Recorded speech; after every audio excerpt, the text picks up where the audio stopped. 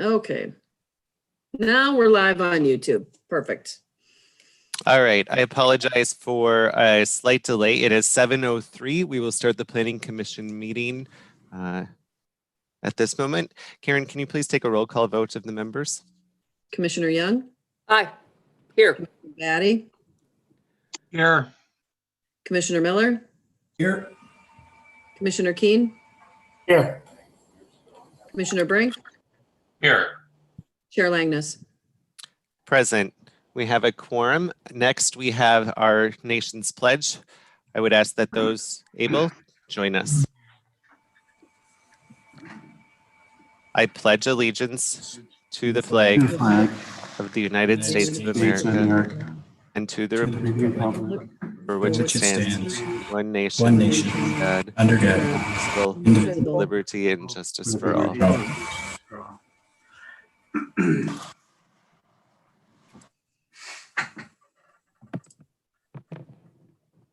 All right, we do have quite a few people that have not been on one of our Zoom calls, so I'm going to just kind of briefly ask that those that aren't members of the commission, or when you're not speaking, if you could put yourself on mute in the lower left corner, there is that feature so that you're not giving feedback. There is numerous public hearings tonight, and I will call for each of those public hearings at the point they come up.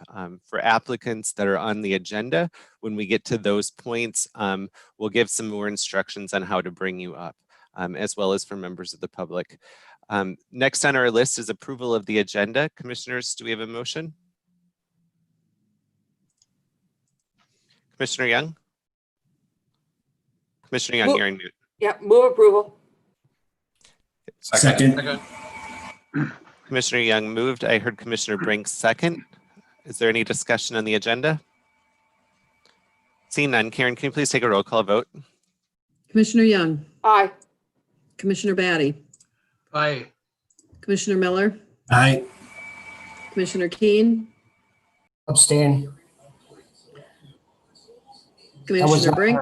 Meeting. Aye. Commissioner Brink? Chair Langness? Aye, motion carries. We're on to item number 6, Encore Apartments Master Sign Plan Unit Development Amendment Application. This was tabled from our 10/14 meeting and is a recommendation to City Council. Donovan, do you want to start us off? Chair Langness? Yeah.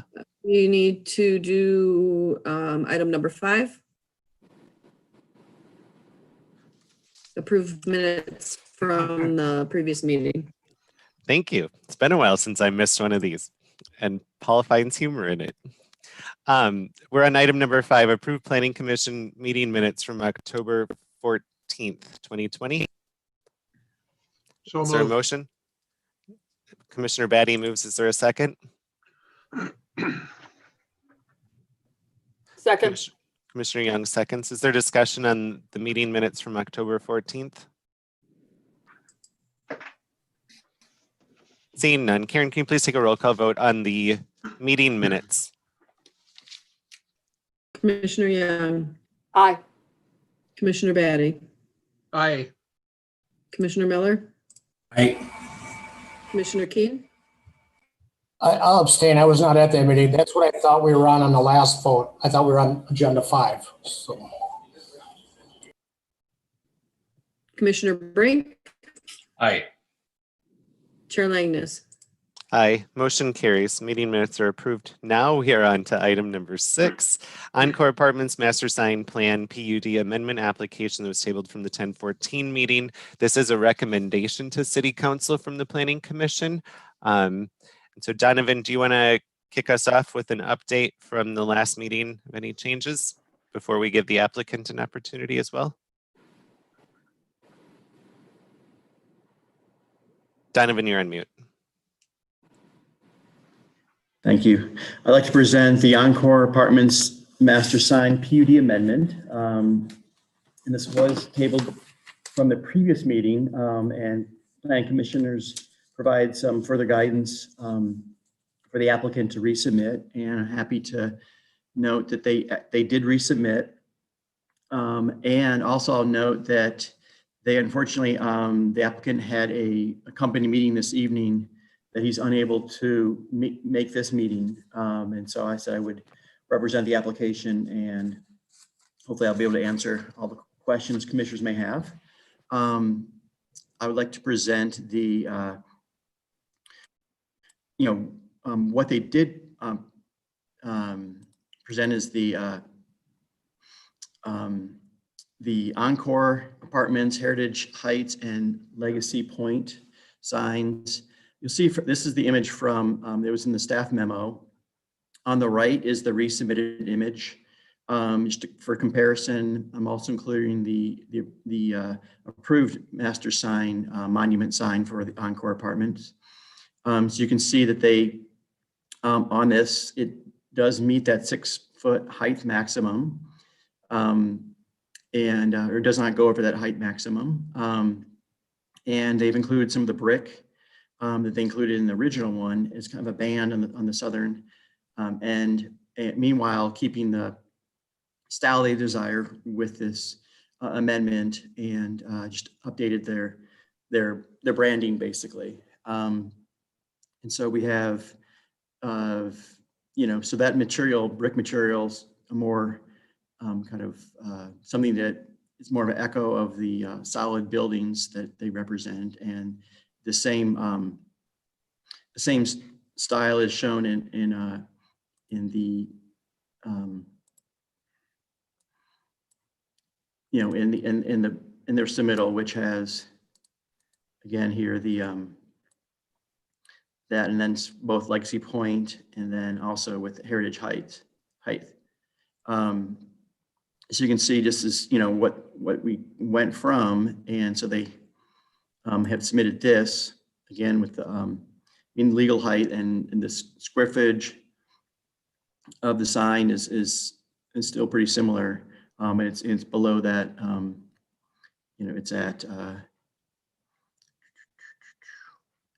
I think it was at 20 square feet. But not over the I believe it's not over the 32 square foot sign stand, square footage. So that is what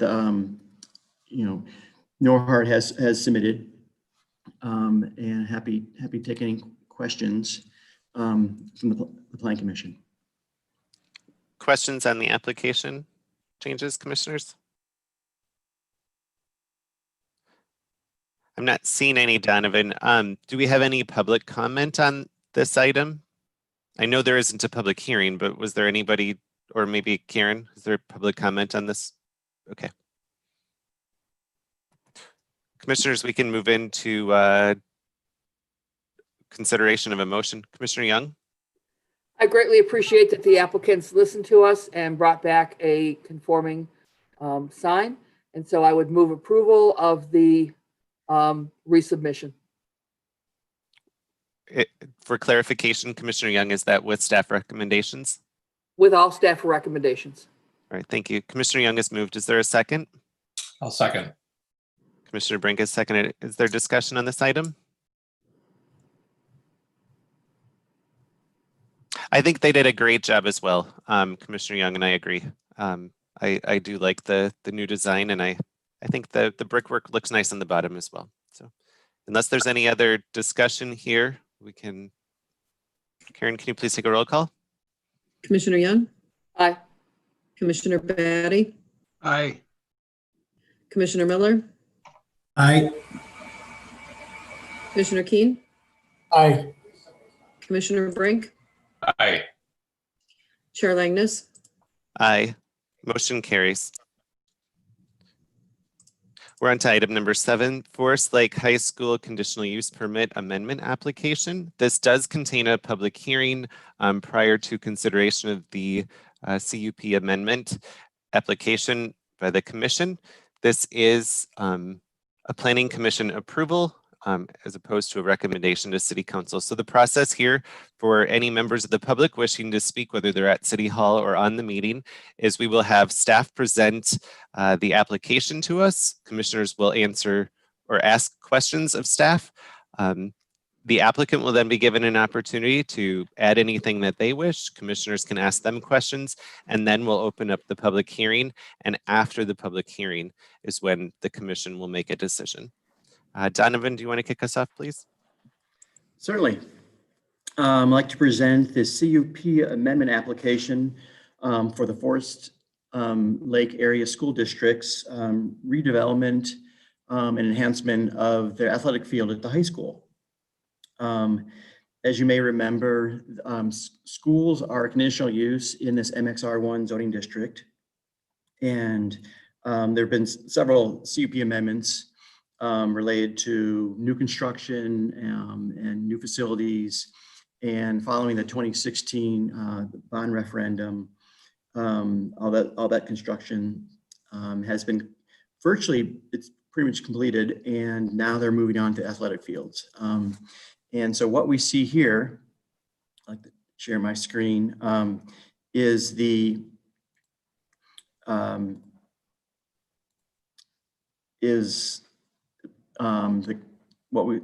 current site, and it's showing here's the high school, here's 61, here's Highway 97 on the top there, on the north. And this submitted image shows, somewhat in construction, the multi-use field, softball multi-use field proposed here, and then the football field that's proposed to be outfitted with AstroTurf, bleachers replaced, lights installed, and also another storage building constructed. So I'm running through here is the kind of the existing conditions. So we get to the actual multi-purpose playing field that's proposed. As you can see, here's the new wing on the new field house that was constructed with that most recent project. And so the field here is within their, of course, kind of a former ball field area. And then the other big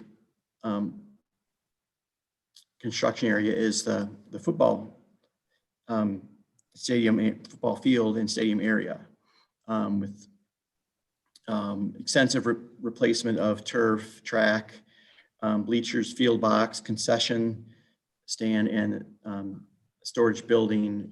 I guess it's addition on that south side. I also mentioned that we have Larry Martini, business director from the school district, and Greg Buchhold, project engineer, on the call with us. And so, of course, there's not really any zoning, setback rules and whatnot for athletic facilities like this. And so a lot of it we look at, what it and basically is just enhancing the existing athletic use. One consideration is, of course, if you're improving the site, could pinch and of course holding more athletic events here. Parking will be something that needs to be accommodated mostly on the site.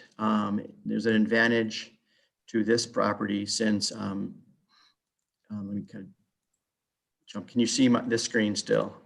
The arrow. We're still visualizing the PC packet PDF of the field. Okay, thanks. Let me jump over to the other piece. Just kind of give you just a general view of the existing conditions in the area. So,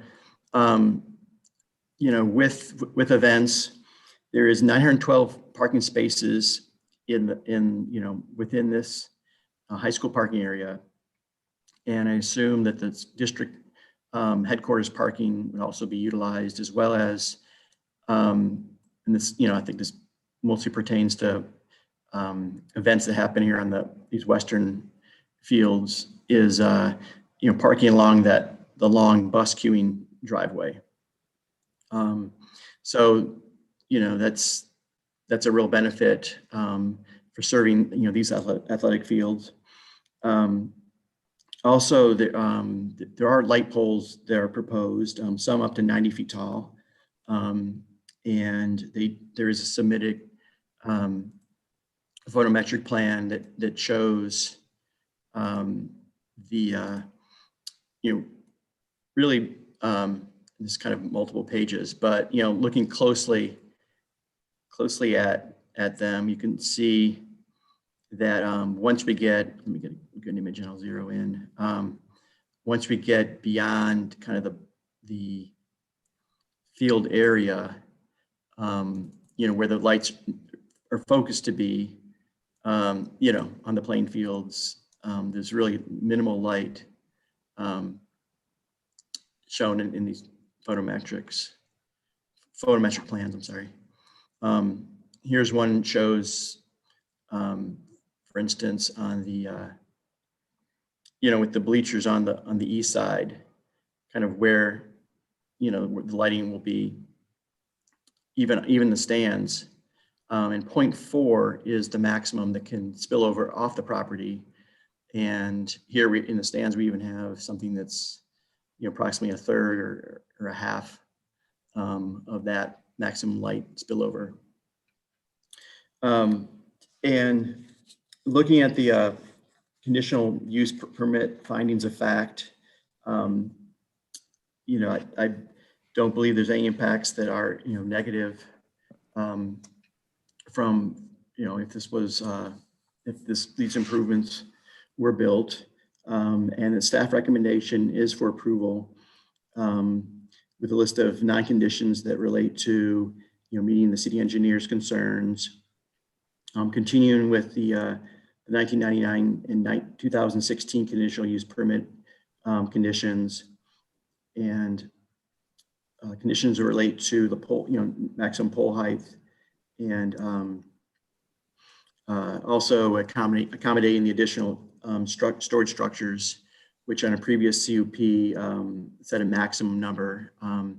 And I'll just say as a side note that with the comprehensive rezoning, I look to actually propose a public and institutional zoning district so that these pretty much unique properties, both with these institutions, they can be a school district, they can be a different type of government building, how these can have different standards so that there can be these sorts of improvements, and you can kind of view them in a better context than within the MXR1 zoning district.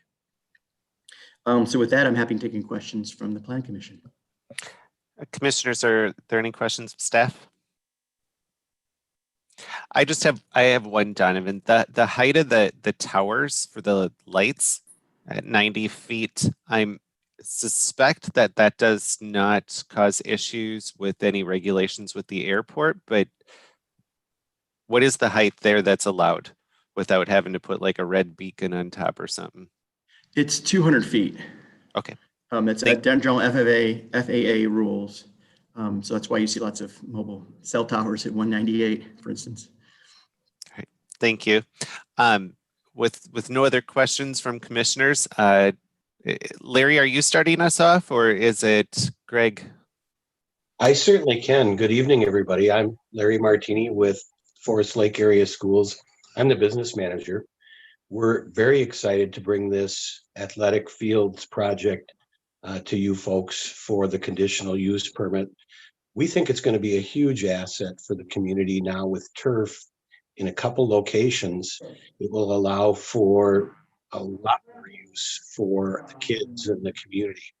Mr. Greg Bukal from Larson Engineering is also present with us this evening, should you folks have questions. But we have worked very well in the past and will continue to do so with your contracted city engineer, Ryan Goodman, and Mr. Donovan Hart. So without further ado, I'll let Mr. Bukal offer any comments he has, but that's our statement at this point. Thank you. I would just echo Larry's comments that we're very excited about the project. We're very happy. on it, and I'm mainly here to, maybe if you have any technical questions to help out with. Thank you. All right, commissioners, do you have any questions? Commissioner Young? Got two questions. One, considering the FLA facilities and the need for soccer, lacrosse, football, will this be a truly multi-sport field? Will you be able to have more than just football on this field? Absolutely. We're actually tomorrow working with some folks from the turf companies for markings, and we fully intend to have football, lacrosse, and soccer lines drawn on both of the fields, in addition to softball lines. You might recall that there's a field placement mirroring the softball field. And so that will also have those three sports in addition to softball. And my second question is, will the public be able to use the track for walking? We're excited about that prospect as well. Finally, we'll have a safe track at the high school. And we are working with Mr. Bukal to do some upgrades later this spring at the middle school's track. So the public will be able to use the track for walking? Yes, yes. And yes, I am truly excited that finally we will have a track that is safe so that Forest Lake can have a home meet for the first time in, what, 15 years? Could be more than that, yes. That's it. Thank you. I do believe it was before I was on the school board, which is over 15 years ago. So I think you're both right. Other questions of the applicant, Commissioner Batty? This may be sound surprising, but I'm just looking at these photometric charts here, and I mean, do you feel like you have enough light under the stadium? Those, I mean, you're like, most of it's under is under 2/10 of a foot candle, you know, just barely more than 1/10 of a foot candle. I'm surprised that that's not a little brighter. I look at, in my profession, and I see these things. I'm just surprised that it's as uniform as it is. I'm just be interesting to know how they got it so uniform. Well, it's the new LED technology. Mr. Bukal can explain a little further if need be, but with each of those large rectangles, we'll be placing a number of fixtures that are rectangular in nature, but the folks from the lighting firms tell us they can put the LED pixels directly where they want to aim them. And so it will actually be brighter on the field than with the existing high intensity lights that we currently have. Much brighter on the field. And then the amazing thing for the folks in Bridle Pass who are to the east of that stadium facility, with the lids, the screening, the shades, that's how that lighting gets so reduced once it hits the stands. So it'll feel brighter and look brighter than it currently is at the playing field, and yet little or no spillover because of the focusing. Greg, am I missing anything? No, I think you summed that up very well. And yeah, the LED technology allows much more focused light. Doesn't go where you don't want it to go. You missed my point here. I am not questioning the lighting on the field. I know you want that uniform. I'm talking about peripheral light, you know, that would be available, you know, that it would be in use when you have a night event there. I was questioning the amount of light underneath the stands, underneath the bleachers. Is that accessible space, or is that inaccessible space? I was just questioning the 1/10 of which is almost no light at all. Yeah, Under the stands. I'm not questioning the lighting for the rest of it. And I understand the LED technology. So yeah, sorry. I was just asking specifically about the area underneath the bleachers. First of all, is it accessible? And secondly, are you comfortable with that level of light? It's not accessible, and yes, we are. Okay, fine. If it's not accessible, then it's not an issue. Other questions from commissioners of the applicant? All right, Greg and Larry, hang on. Sometimes other questions come up in discussion. We will move into the public hearing. And so we'll open up the public hearing at 7:28 p.m. Donovan, do we have anyone at City Hall wishing to speak on this item? Donovan, you're on mute. I apologize for that. We do have two people here. Do either of you want to speak on the city, school district, high school athletic improvements? No, they do not want to speak on this matter. All right, and then Karen, I'm going to ask you the same question. And if there is a member of the public that's on the Zoom call and hoping to speak to this item, you can raise your hand or hit the chat feature to the City of Forest Lake account, and we'll get you in. Karen, is there anyone up in the queue? I do not have anyone. All right, hearing none, we're going to give it 30 seconds just in case someone decides they wish to speak, and then we'll close the public hearing.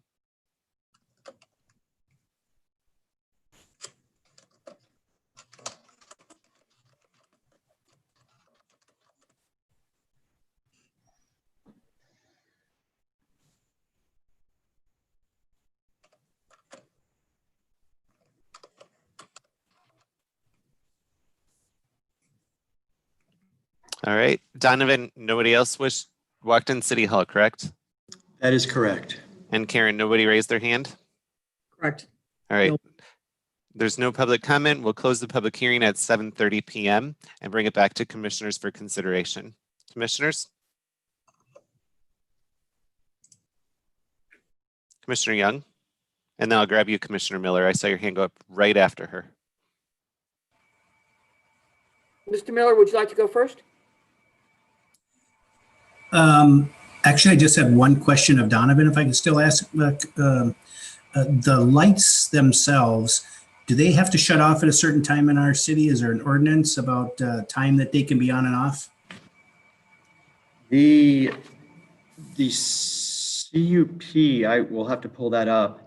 I believe, maybe Larry, you might remember this time. I think there is a deadline for activity at the school, high school. Do you recall that time? I do not. I'm sorry. Okay. Let me, Commissioner Miller, let me pull up information. Maybe perhaps Commissioner Young can speak first. Donovan, if I remember right, it's in the very first CUP from, what is it, 96 or something? Commissioner Young, go ahead. Mr. Chair, I was going to make a motion, so if Commissioner Miller would like me to wait until his question is answered, I'd be happy to do that. Okay. Then, Mr. Chair, I would recommend approval of this CUP application with all 9 conditions of the city and recognizing the 8 conditional use findings of fact. Commissioner Young has moved. Is there a second? I'll second. Commissioner Miller seconds. We'll move into discussion. Is there any discussion on this item? Before I call a vote, I will wait until Donovan responds to Commissioner Miller's question. But Commissioner Miller, go ahead. I'll just mention that when I'm looking at my phone, it's not because I'm getting other messages. I'm looking at the notes and all the stuff for the meeting so that I can follow along. That's okay. I don't have double screens. When I'm looking at the side over here, I'm looking at my computer screen that has all the maps up too. Okay. So. Commissioner Brink.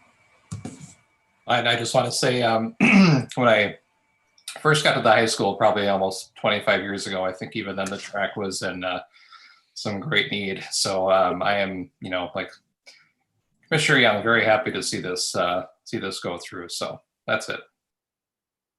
So Commissioner Brink, are you going to head over there before they tear it up and grab yourself a piece of the track? That's a very good point.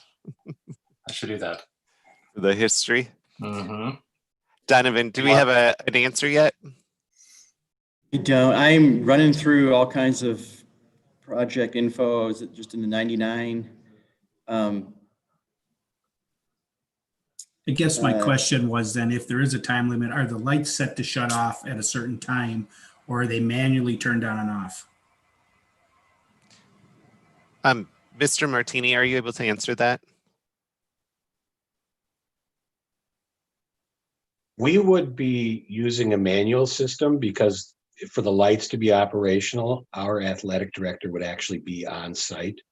For the other field by the girls softball field, that is not planned to be lit at this point in time. Girls softball coaches can operate those lights. So each of those circumstances would be manual. Thank you. Are there other questions from Commissioner Keen?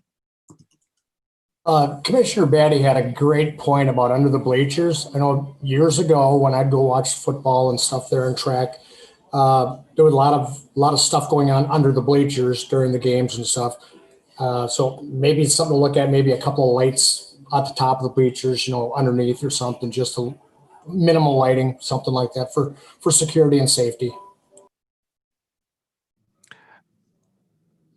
Is there other discussion on the motion?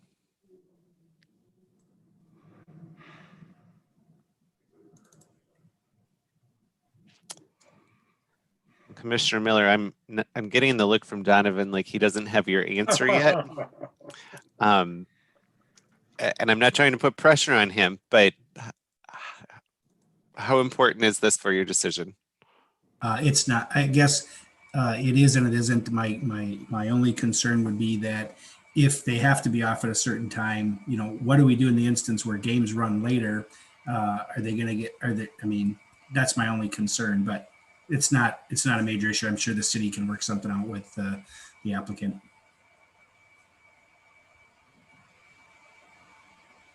Okay. Is there further discussion on this item? Donovan, we'll relieve you of digging through that. And Karen, can you please take a roll call vote? I'm sorry, was there somebody that seconded the motion? Did I get that? Mr. Miller, Thank you. Correct. Commissioner Young, aye. Commissioner Batty, Aye. Commissioner Miller, Aye. Commissioner Keen, Aye. Commissioner Brink, Aye. Chair Langness. Aye, motion carries. Larry and Greg, I forgot to note it in my comments, but the project looks nice. And good luck to you and the school board in making Thank you that very much. a reality. We'll move on to, and you are welcome to stay for the rest of the meeting, but I would just ask you to put yourself on mute. We're moving on to item number 8, MU1 zoning text amendment, medical uses as a permitted use. This does contain a public hearing. And Donovan, do you want to kick us off? Certainly. I'd like to present the zoning text amendment. This is to formally introduce medical uses in the MU1 downtown zoning district, mixed use zoning district. I'm going to bring up on the screen to show you the extent of this zoning district as shown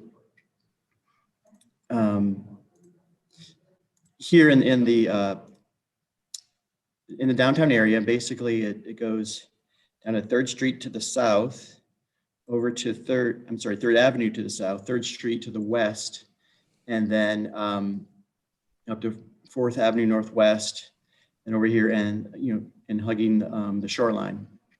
I'm representing essentially the historic downtown area for the city. It's only been recently come to my attention that in the mix of it was a B2 zoning district, that the former medical use, except for hospitals, that was part of that zoning district, the former B2 Central Business District, didn't get transferred over to this M1 district when the current zoning code was adopted in 2010. There's some notes within the 2030 comprehensive plan that state that the MU1 district permitted uses should be similar to the MU2 where that is medical uses are a permitted use. And there's also language related to within the MU1 how offices are a permitted use. In the way the zoning code is written, that unless a use is explicitly permitted, it's prohibited. And so just recently I had to, tell a sign permit applicant who want to expand their, signage on, within the MU1 district, that would be an permitted expansion of a non-conforming use. And when I started digging into it, I realized that this was something that it really had like a kind of a real life impact at the moment. That's why I wanted to bring it forth to the Planning Commission, and in which, in this case, zoning text amendments, Planning Commission makes a recommendation, and council makes final decision. I did include a draft ordinance in the packet. And then we did get a letter of support from the board of the Park Place, and Rich Fries is also a participant in the call as well. And they do support this change. It notes in the letter of support that there is, there are 3 actual medical uses existing within the Park Place development there on North Lake Street. And I'll say that I actually went to one of them at one point. So they do exist, and this zoning text amendment would allow that to actually be a conforming use. And I believe it's also would be a real benefit to the downtown to allow these, and of course serve current and future residents both in Sherwood Point and Lighthouse Lofts and other nearby residents to be able to walk to their medical appointments. So with that, I'm happy to take any questions from the Planning Commission. Commissioners, questions on the staff report? Commissioner Miller? Donovan, so right now it's not permitted. It's not part of our zoning text amendment. If we changed it, obviously a clinic or something like that could move into one of the downtown businesses down there. Is that what you're saying? Correct. Which means that there's going to be a lot of cars potentially.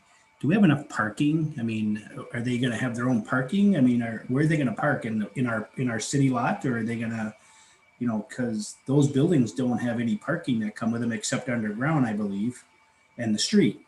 The rest is all city parking, correct? There's of course on-street parking for if you're referring just to the Park Place project. Yes. And there's city parking, in the rear.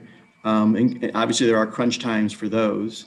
I'd like to say, well, always, I mean, it's in some ways with downtown, that's kind of a good problem to have. You want people, using your downtown.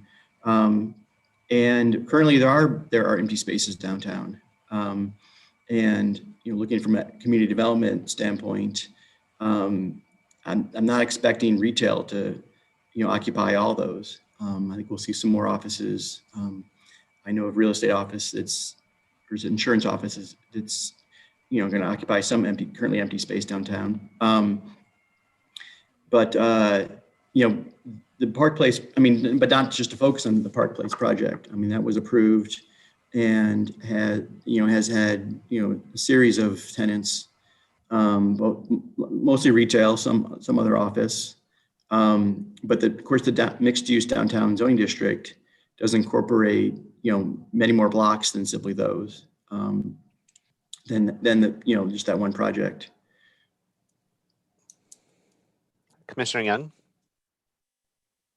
Donovan, I think that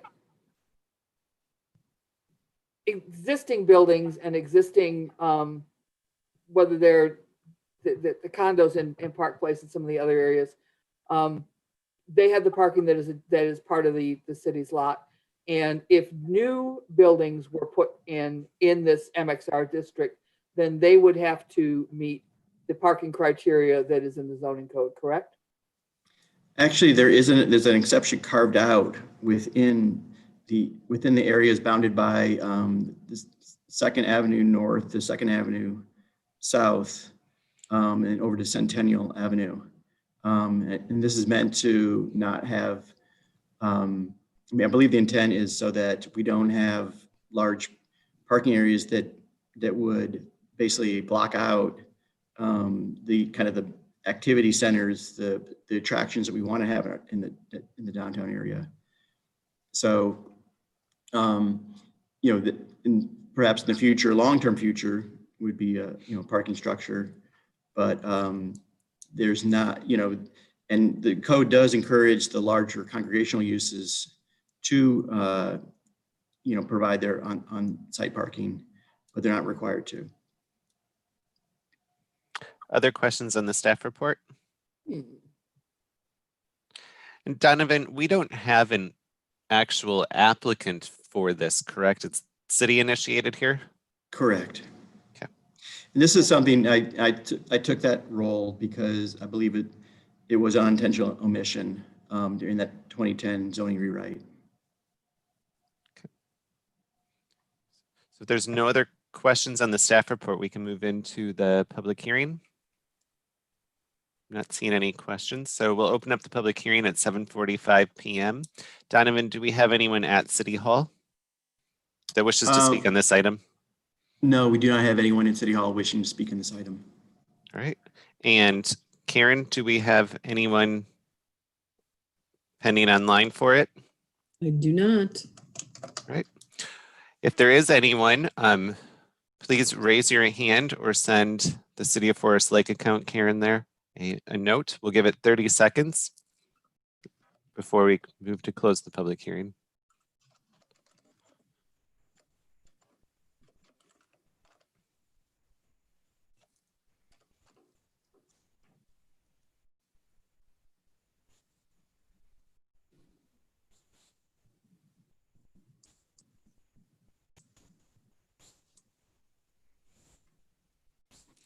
All right, Donovan, anyone walk in? No, sir. Karen? Nope. All right, we'll close the public hearing at 7:46 and bring it back to commissioners for consideration and or discussion. Commissioners? Commissioner Miller? Yeah, I would just recommend that we, to the city council to adopt the ordinance to amend the zoning code to allow medical use as permitted in the MU1 downtown area. Commissioner Miller, I heard you say I recommend. Did I miss the part where you said I move? I'm sorry, I move. That's okay. I thought maybe it's a Zoom call. So Commissioner Miller moves. Is there a second?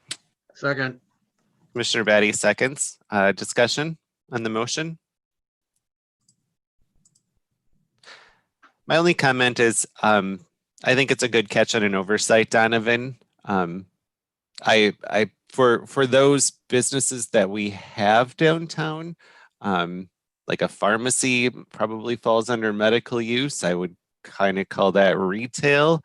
Some of the other medical uses in that zoning district, I could probably find in other pieces in there. But I think this is an improvement to where they may have found that leniency already. But so I appreciate the correction on the omission. Is other discussion on this item? Seeing none. Karen, can you please take a roll call vote? Commissioner Young, Aye. Commissioner Batty, Aye. Commissioner Miller, Aye. Commissioner Keen, Aye. Commissioner Brink, Aye. Chair Langness. Aye, motion carries. We are moving on to item number 9, and this is to note very similar to item number 10, as it's reflective of the same property and applicant. But number 9 is Smith Property Comprehensive Plan Amendment Application. It has a public hearing, and when we get to item number 10, that is the zoning map amendment application, and has a separate public hearing. So we'll go Donovan, commissioner questions, applicant an opportunity, commissioner questions. We'll then open the public hearing and then bring it back to us, and then we'll do the whole thing over again with the second note on the Smith property. Donovan, do you want to kick us off? Certainly. These are listed as 2 agenda items and do require 2 motions, as Chair Lang has stated. I will be presenting them somewhat in tandem since they relate to the same property and are pretty much one builds on the next. I'd like to present the comprehensive plan amendment and zoning map amendment for a 40-acre parcel behind Menards, currently owned by Mark Smith, who is with us on this call. The property, if you may recall, was the subject of a interim use permit to allow agricultural use and actually even a zoning text amendment last November. And council did approve this, and that dealt with a much larger section of property. It's about, I think it's about, was it 90 or 100 acres of upland back here. A lot of it is wetlands. If you look at your Broadways here on your screen, Menards here, Cub Foods shopping center is there. This property itself is approximately a little less than 40 acres.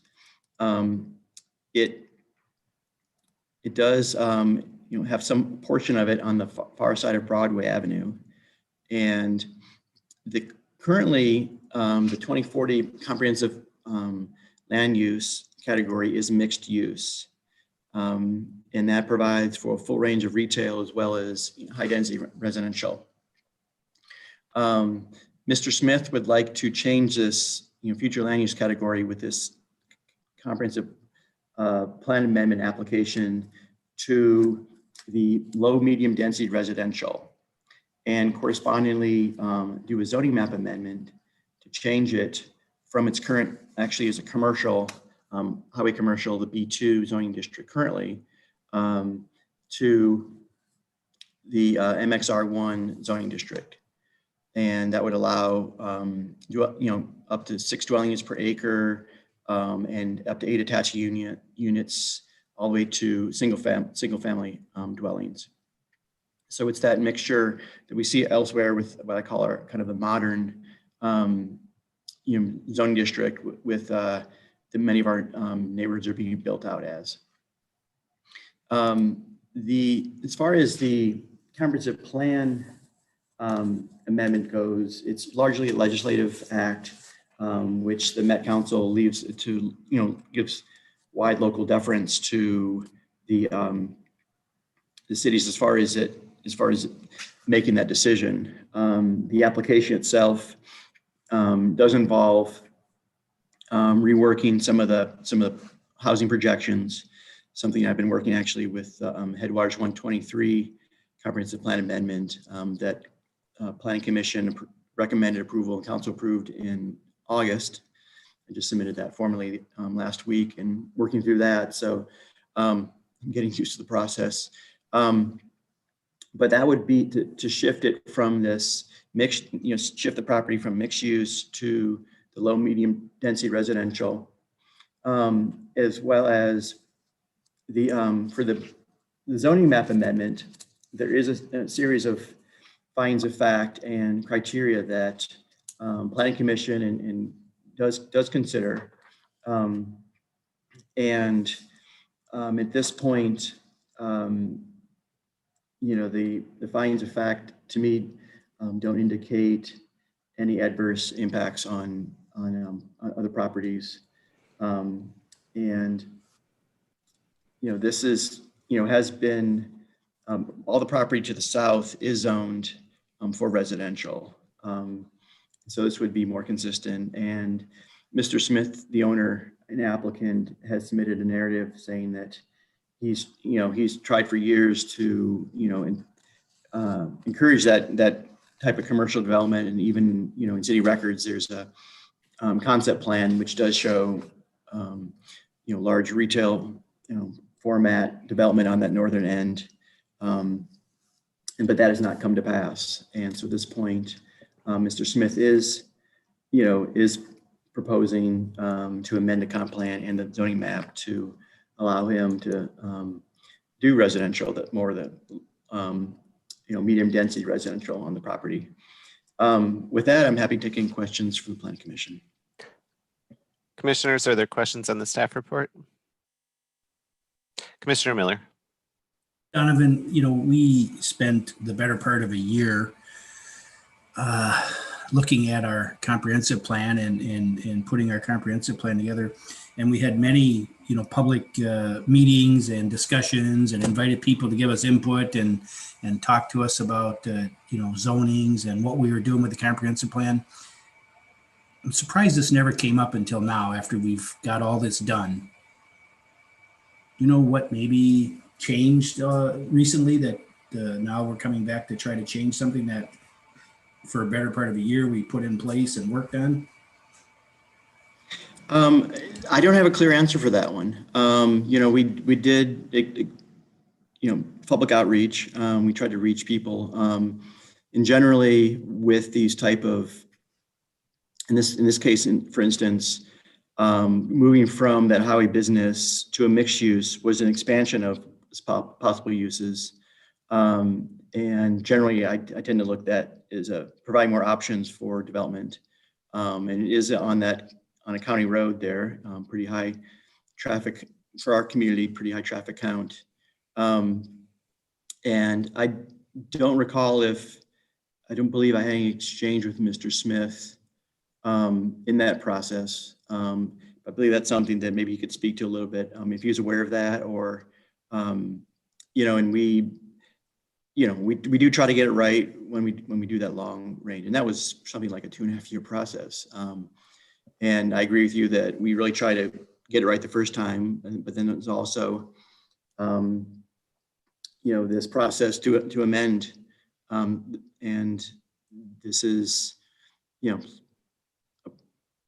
this is a valid process. And in this case, I'm not sure, putting my community development hat, what's it going to take to develop some of these parcels. And it seems like what we saw as the commercial properties don't have the same value as they did, even, as we're going through that process.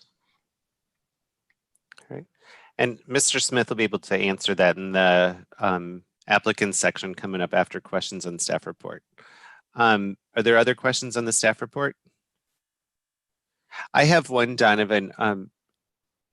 This property bordering Columbus, is Columbus's zoning essentially single family residential or rural residential right there? Or will that be commercial? Like it'll go commercial, residential, commercial? It is a residential zoning district. It would be somewhat equivalent to our rural residential. It has a 5 acre minimum, if I remember, because there was a developer who was interested in that property and doing more intensive development, but really only it would require public water and sewer to do that.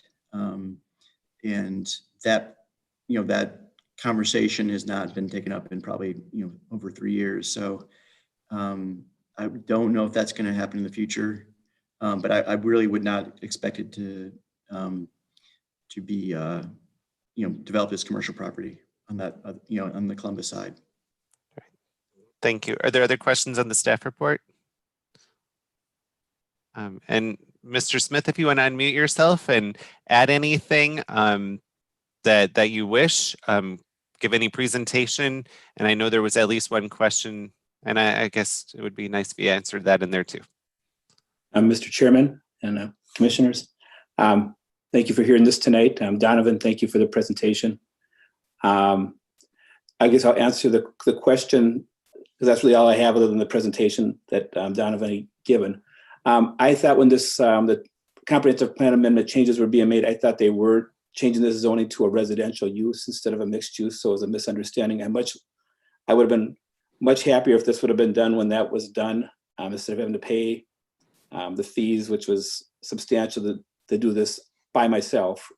So I would say it's a misunderstanding with the city when they were doing this. I thought it was going to be zoned to a residential use. The commercial zoning cost for doing this is, the taxes are about 3 times as much for this property as all the other parcels there. And I saw that I was going to not have a commercial use. I know I had Ray Newkirk was looking at it and he says, well, why would I buy your property? He says, I'd like to be here, but he says, I can get free commercial property over by the airport.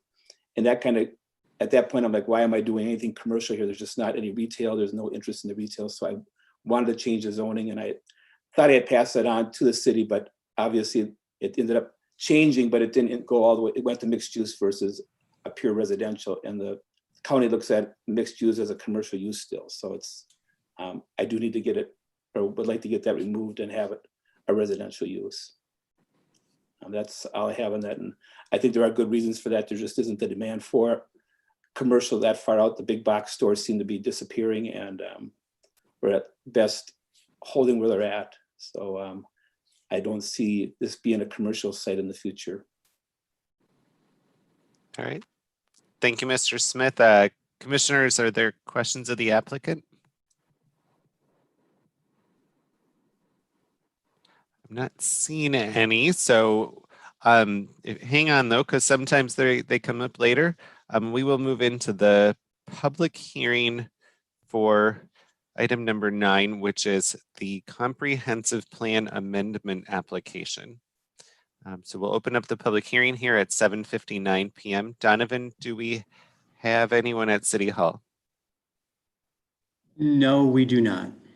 And Karen, do we have anyone pending online wishing to speak on this item? I do not have anyone. All right, we will give it 30 seconds from now. If there is someone wishing to speak to this item, please raise your hand or send a note to City of Forest Lake so Karen can bump you in.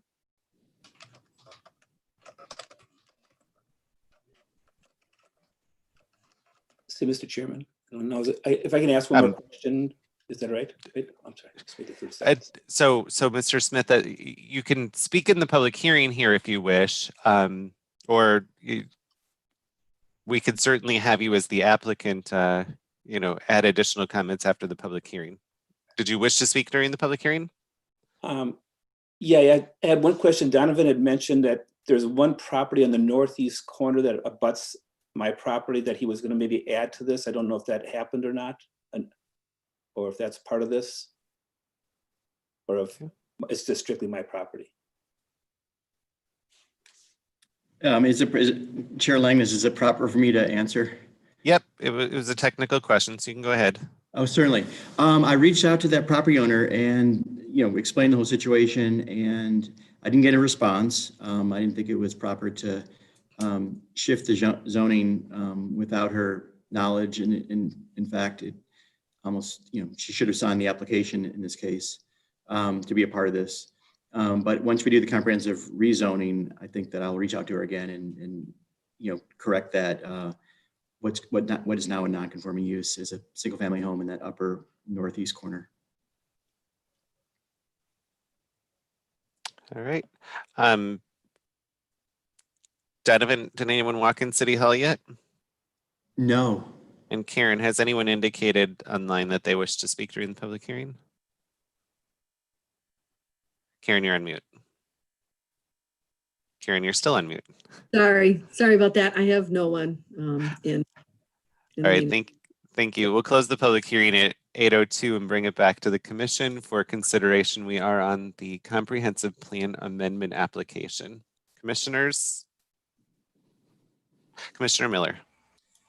Donovan, I just want to clarify the MXR1 use, that's what it is right now? It's, we're kind of in the midst of, doing the rezoning. So it's right now it is B2 highway business. Okay. And our comprehensive plan is changing it to MXR1. Well, no, it's to mixed use. Mixed use, which would be residential and commercial, correct? Correct, like a higher, but only high density residential, like 10 to 15 dwelling units per acre. Right, or commercial property with residents above it. Yeah, correct. Ideally, yes. Okay. Commissioners, consideration of a motion for their discussion. Commissioner Young. Mr. Chair, I would move to approve the comprehensive plan amendment request with the 12 findings of fact, incorporating the 12 findings of fact that were in the staff report. All right, Commissioner Young has moved. Is there a second? Commissioner Keen, are you seconding? Second. We have a motion and a second. Is there discussion on the item?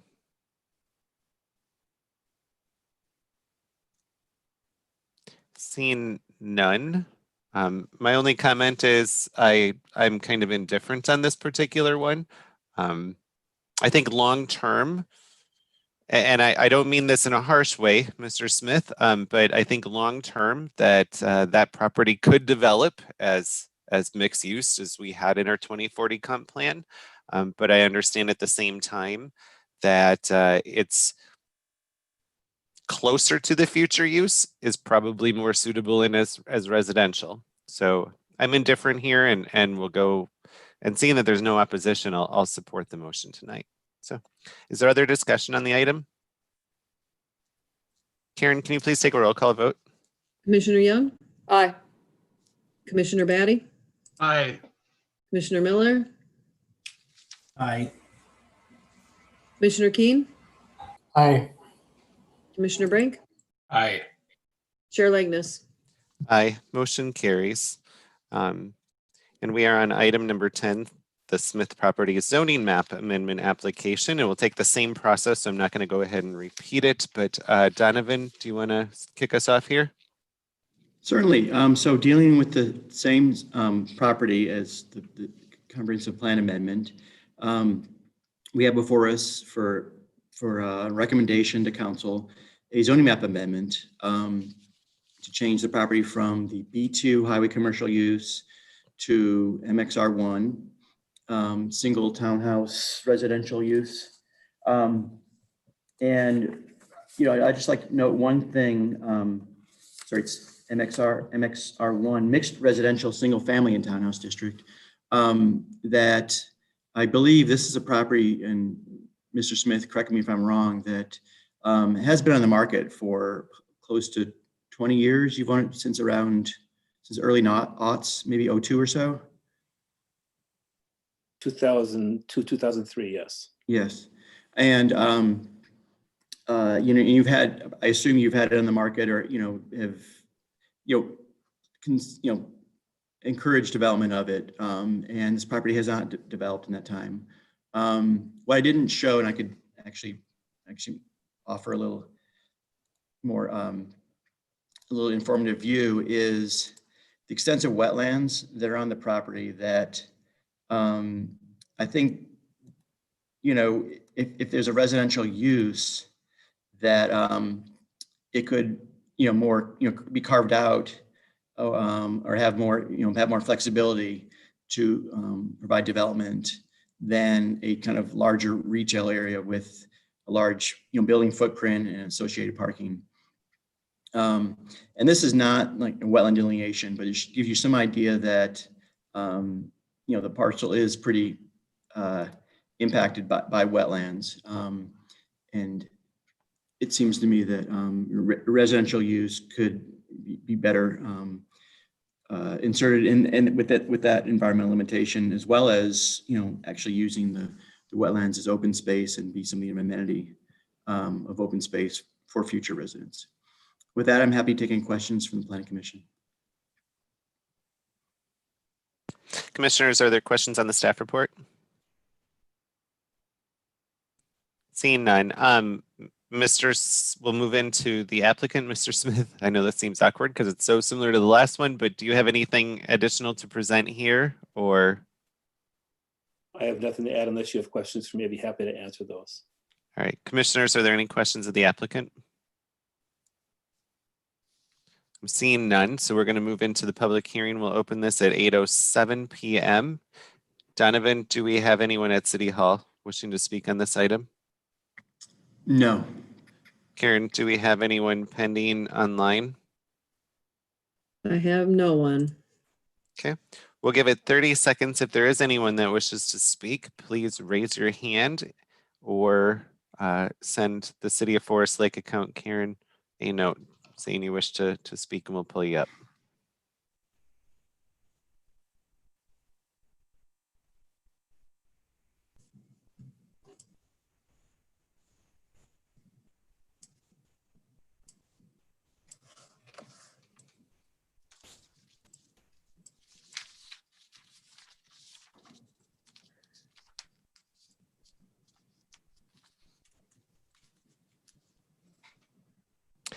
Donovan, do we have anyone at City Hall now?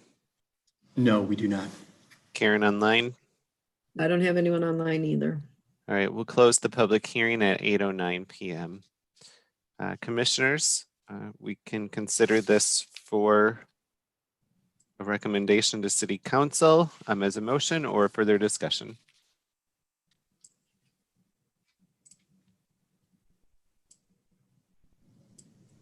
Commissioner Young. Mr. Chairman, I recommend to the City Council that the zoning map be changed to reflect the subject property as MXR1. There's a motion. Is there a second? Second. Second. I caught Commissioner Keen as seconding first. So there's a motion and a second. Is there discussion on the item?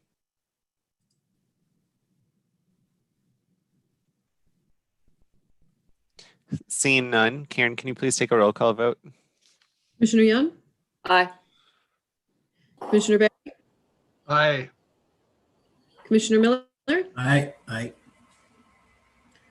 Commissioner Keen, Aye. Commissioner Brink, Aye. Chair Langness. Aye, motion carries.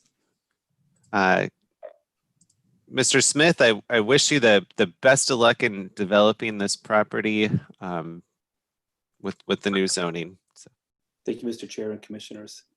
Commissioner Young, I saw you raise your hand. Yeah, I'm just curious as to, Donovan, when is the city giving away free land? Mr. Smith indicated that he had somebody who was interested, but he was able to get free land from the City of Forest Lake. That one, you know, I don't know all the facts around that. Mr. Smith presenting that to me just recently, you know, was news to me. I believe, you know, that Mr. Newkirk is the owner of Team Vantage. So when the city in 2012 or 2013, you know, basically, you know, was able to locate the Team Vantage building in the city industrial park by the airport. They enticed Mr. Newkirk to locate there with a deal to secure that local employment. Not quite free, but okay. Thank you very much. That helps me. We'll move on to item number 11, Piper's Preserve Grading Permit Renewal. This is a Planning Commission approval versus the recommendations that we've had here previous. It does contain a public hearing, so we will go through staff report, commissioner questions, applicant presentation, commissioner questions, public hearing, and then we'll bring it back to us for consideration and or a motion. Donovan, do you want to get us kicked off, please? Certainly. I'd like to present the grading permit renewal for Piper's Preserve. This is a property that is located on the southeast corner quadrant of Imperial Avenue and Highway 97. This is one that a planning commission initially approved as a grading permit in 2018. At that time, there was, here on your screen, you can see, it was largely a wooded site with some kind of prairie wetlands here on the eastern side. You can see, some of the activity, in your screen. And there used to be a large ridge, about 40 feet tall, maybe, that came, through north-south through the property. Greg Radefeld of National Builders was the original owner and applicant. Tony Fratellone, who's patiently sitting here also with us on the call, is also one of the owners now and is the applicant here for this grading permit renewal. Mr.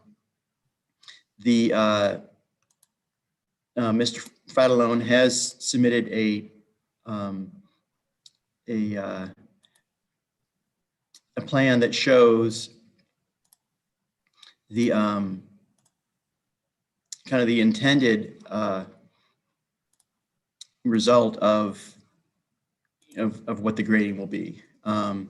Shown is, with Imperial Avenue here on the left, a maintained entrance that they use for construction that bypasses the wetlands there, and potentially 3 lots. And I think it's just more for their own reference. This is not a subdivision application, but this is proposed to be what they end up with. You notice there's these steep slopes here on the south and in the west, which allow, the north, to allow for a flatter, for home sites on the property where before it was really pretty inaccessible.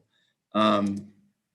Fratellone estimates that there's about 30,000 cubic yards of material to be moved around to achieve that final result, and they plan to remove about 8,000 cubic yards of sand for the for a project, I guess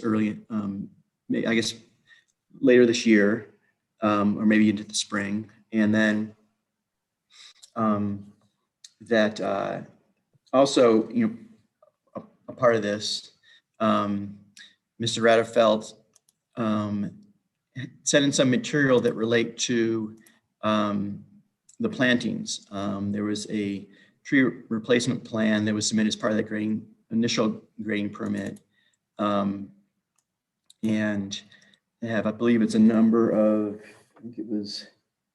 it's 90 trees that need to be replaced as part of, woodland preservation regulations for removing that significant woodland. On your screen, you can see what Mr. Redefeld sent, and he proposes a kind of more, looks like a more mixture of shrubs and short trees. He believes that those steeper slopes would permit the kind of tree planting that is, proposes. It's a sheer number in the plan. We didn't get into the actual caliber, size of those trees or mix of species, but I believe it's a 2-inch minimum for those. And that's all the information I have for that. The staff recommendation is to renew the grading permit for until October 30th. I apologize, I did not include that within the staff recommendation section. Until October 30th, 2021. No, that's not what you have in there. No, I'm sorry. Where's that? Donovan, I'm sorry. Yeah, it is in there. It's on page 66, and it's on the Yeah. bottom of the first paragraph under background to October 30th. Like Commissioner Young, I Yeah. had it in my notes to mention it as well. And Expired. it was actually in the applicant's letter as well, which is on page 69. It says October 30th, and I don't think the applicant is asking for a 2-day permit. But No. the applicant's letter is dated September 16th of 2019. Perhaps the applicant can clarify this when we get to that part. No, there was not a formal applicant's letter with this time. I think I might have included that in error, but no, I'm sorry. Let me jump back to the recommendation, and it does have the extension date till October 30th, 2021. I apologize for the confusion. With also a letter credit expiration date of the following June 1st, 2022. That would relate to the some warranty time for the for the plantings. Application, the recommendation is to the applicant adhere to the approved tree replacement plan from that original 2018 approval. And so those are those relate to the 6 staff conditions, and I'm happy to take any questions from the Planning Commission. Donovan, I'm going to start. I'll call on you in a second, Commissioner Young. Your staff recommendation on page 67 says that it will have an expiration date of December 31st, 2020, and you just said June of 2022.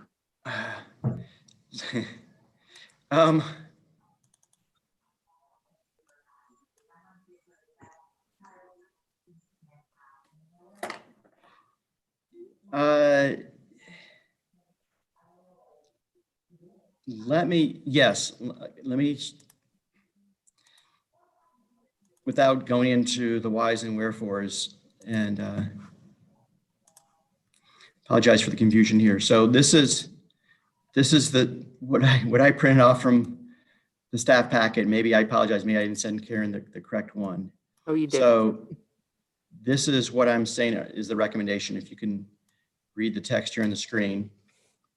So that, 6 conditions that relate to meeting concerns and comments of the city engineer, remain compliant with the watershed district permitting, which I checked with watershed, Comfort Lake, Forest Lake watershed district staff, and they're fine with the extension.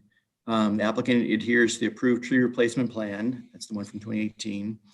An improvement agreement shall be prepared by the city attorney for execution. The required $80,000 financial guarantees shall be submitted with expiration date no sooner than June 1st, 2022. And the grading permit shall expire on October 30th, 2021, with all the grading, seeding, and tree planting occurring prior to that date. That is very different from the one that I'm looking at that's online off the city's website at the moment. My apologies. Can you? I'm going to ask another question. I'll get to you, Susan. I promise. On the same vein, was there any public notification to neighboring properties, and what did the timeframes on those state here? I didn't. Yes, there was public notification. We did that. We also published it in the newspaper, and we did mail notification and also published in the newspaper. It didn't. Let me just quickly look at that. I don't think I stated a date in that. It was simply it was a renewal, and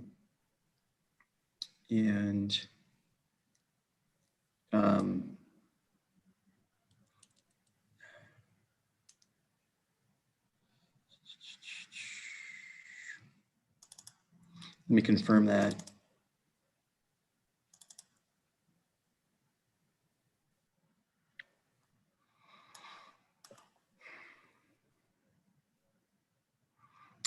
And it just says there'll be renewal, and the original permit expires at the end of October, and they request an additional year to remove soil, complete the grading, see the areas where soil is disturbed, and replant trees. So it just said an additional year. Okay, Commissioner Young. I was really confused when I read this, because as I go through the reports, I go through, there's Mark Smith's, and then we have the September 18th, 2019. And then we have the tree permit. And then we have a letter from Fred Alone dated September 16th, 2019. And then the zoning administrator, June of 18. And I distinctly remembered making sure that, because I was concerned about having the bond go until the following June. And I don't see any of that reflected except in what you just presented us just now, Mr. Hart. Because if the grading permit ends in October, realizing Minnesota weather, there's no way that they could possibly make sure that everything was established by December. And that was what the original one was. So,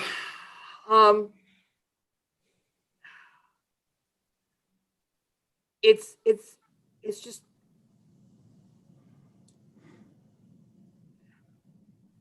what are you asking us to approve this evening? Asking you to approve an extension of the grading permit with the conditions that, that I unfortunately kind of made extra secret. I apologize for that. I just pulled the wrong staff memo. And so if you look, before you, that to approve the renewal so that basically they can complete the work that they set out to do in 2018. Remove the final usable material from the site and basically reaffirm the approved tree replacement plan, extend the letter of credit, the financial guarantee until June of 22, and having the grading permit expire at the next fall, on October 30th, 2021. Okay.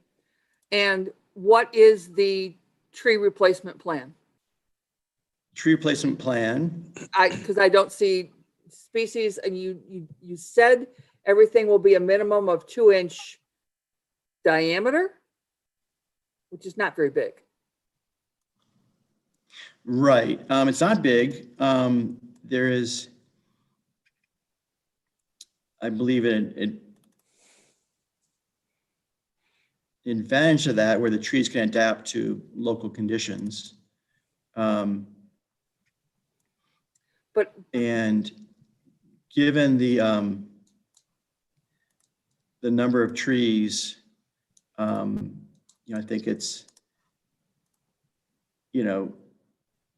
that, we don't want them like that tightly packed in the area. So this is what was approved. It didn't, we didn't specialize, but here before you is, and the original, the owner, Greg Radefeld, and I walked the site a couple times looking at what trees, would be considered significant, at greater than 6 inches in caliper inch. So it's 60 on, in this area, and then 30 here. And obviously, those could be spaced out to be, populate more of the site. But so that's basically the areas that we're mostly concerned with and involve the slopes. Okay. But you said that you're changing it to, instead of trees, you're looking at shrubs. And so what shrubs are you looking at? I mean, I'm not interested in 90 buckthorn. I'd like to direct that question to Mr. Fradlone when there's, we move to the applicant's time to speak. I mean, I'll grant that buckthorn are cheap and they're tougher than nails, but yes, sir. If anyone wants buckthorn, you can come over to my backyard. Are there other questions on? Can Mr. Fradlone respond? We haven't even got to. We're still on staff report. Yep, we'll get to you in a minute, Mr. Fradlone. Other questions on the staff report, Commissioner Keene? Commissioner Keene, you're on mute. I'm gonna kind of follow along with Commissioner Young was saying. I mean, when you cut down trees and then you're going to put up shrubs, halfway through the process here, the number 3 there, it said adhere to the tree plan. Is that the 2018 plan or a 2020 plan? And in his diagram, he's got 60 trees growing in the small area, or they're going to plant, and 30 trees in an area twice as big. So I'm just kind of wondering, were they just wondering where they're going with all this, and what are we voting on? Certainly, good question. So what I'm referring to with the tree replacement plan is the one that was approved in 2018, the approved one. In 2019, there was some discussion around that, but there was no change proposed.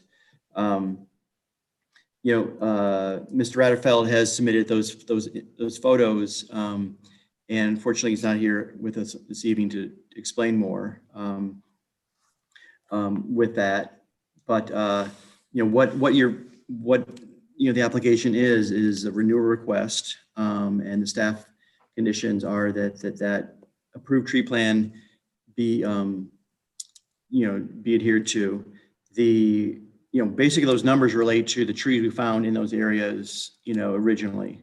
I would be looking for that top number to be as part of the replacement, and not necessarily, assign, that number of trees to that specific area.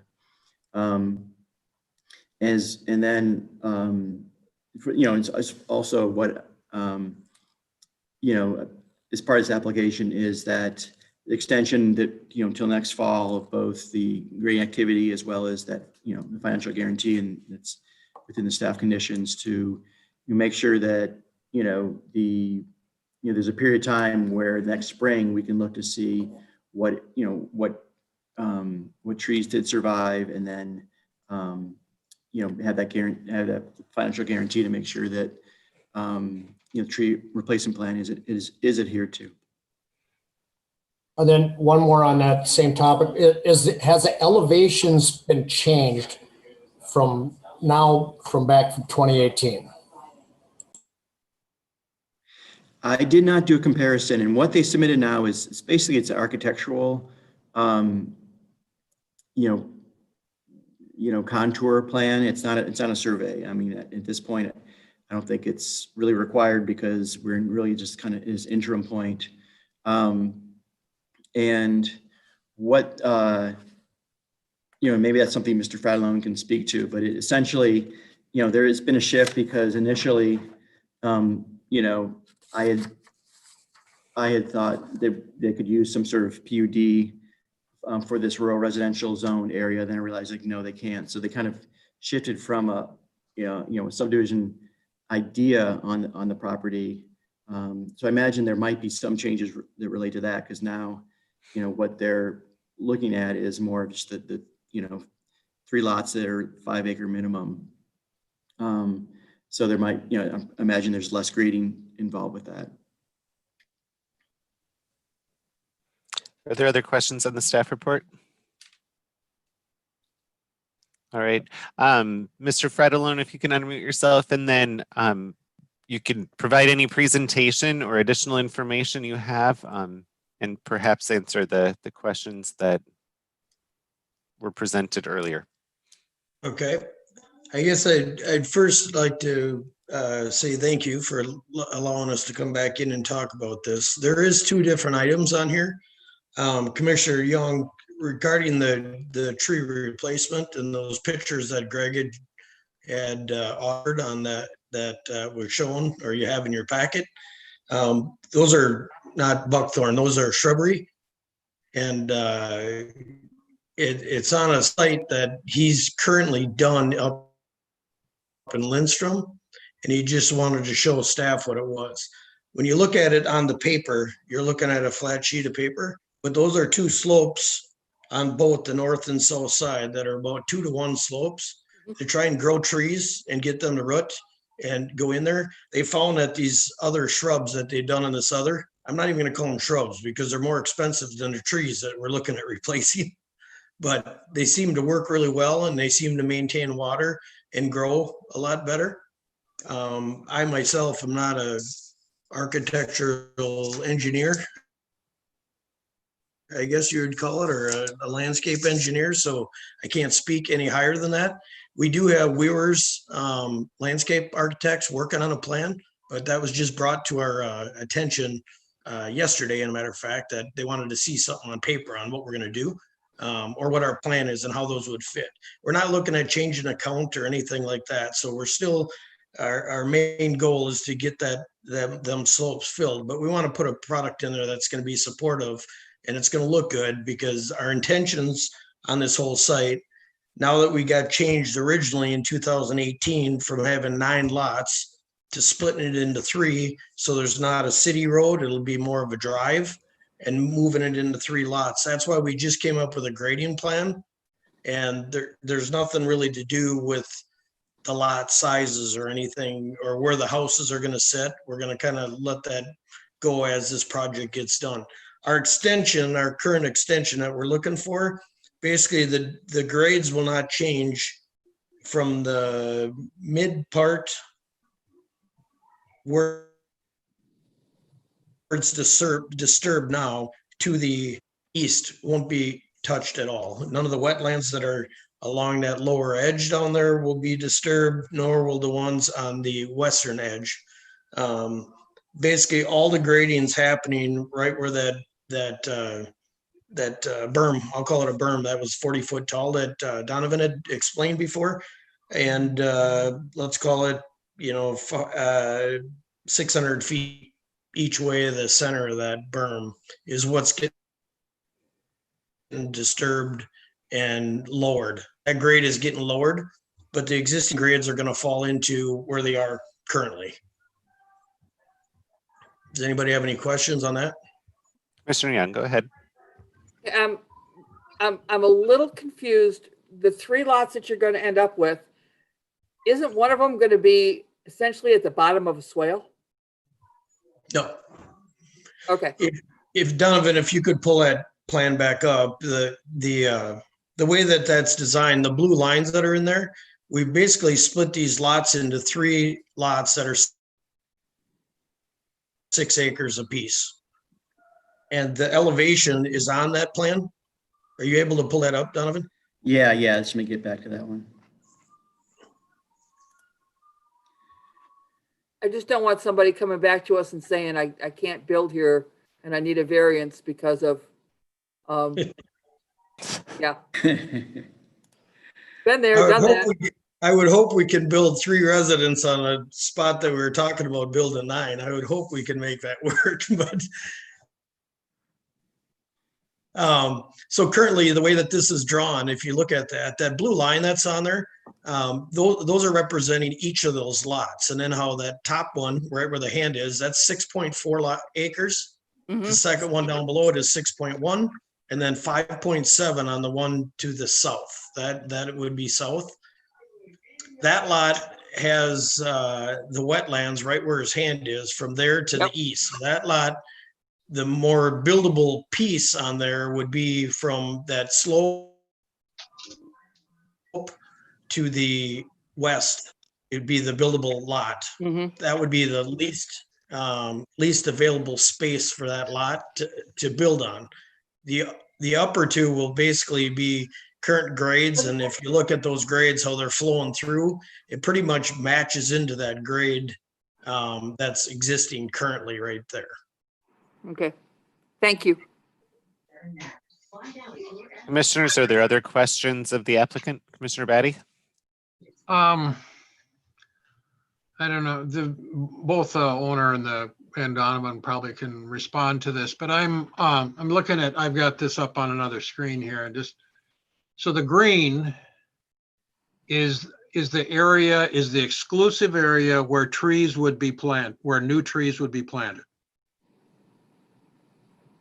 I don't think we need to take that as that was basically those were areas of significant woodlands.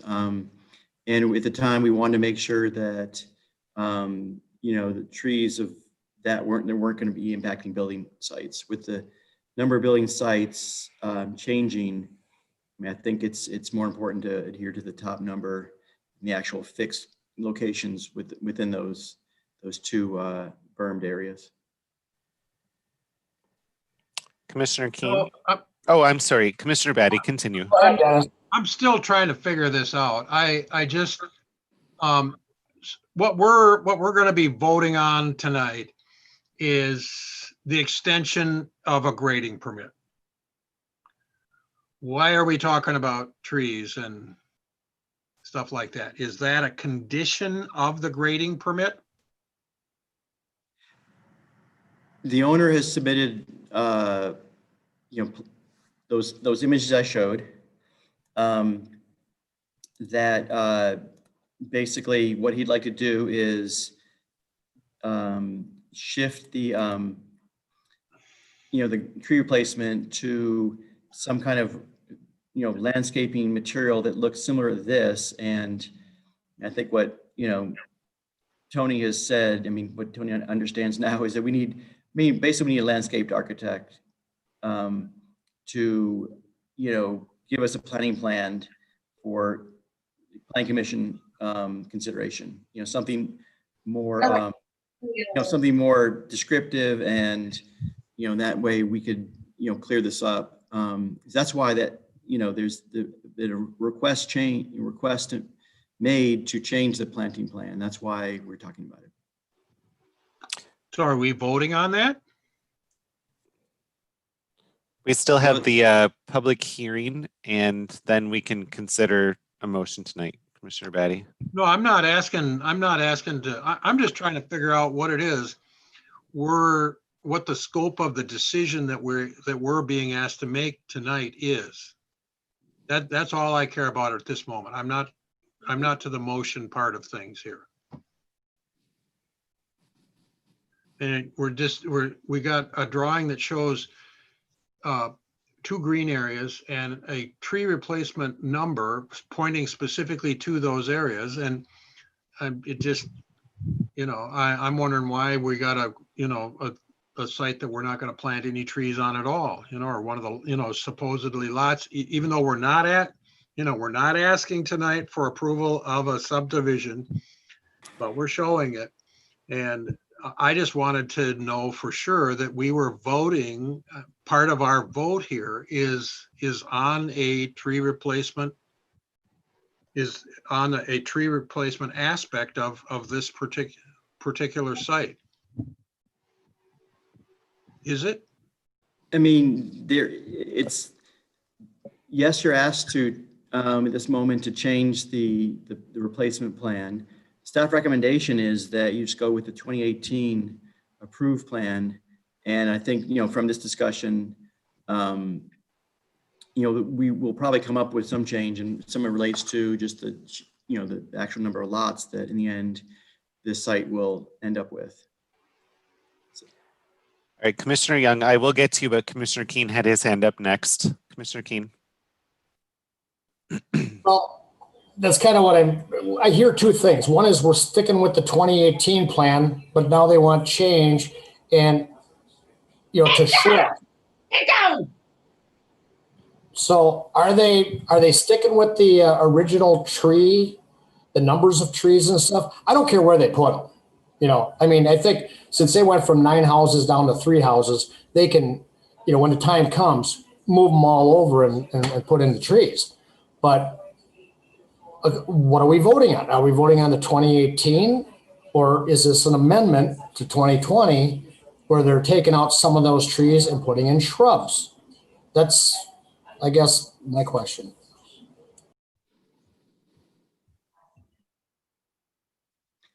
Well, Am I open to speak here? Yes, you certainly can. I'd like to just see if I can help Donovan maybe and explain it a little more thorough. What I asked Donovan to do was, this was the time to bring that up. The first thing that we're looking for the commission to vote on is we're looking to extend our grading permit. At the end of the grading permit, we have to do the tree preservation. And what we're asking is just to entertain looking at if it would be, we're not looking at a tree count or anything. We agree that we know we got to do that.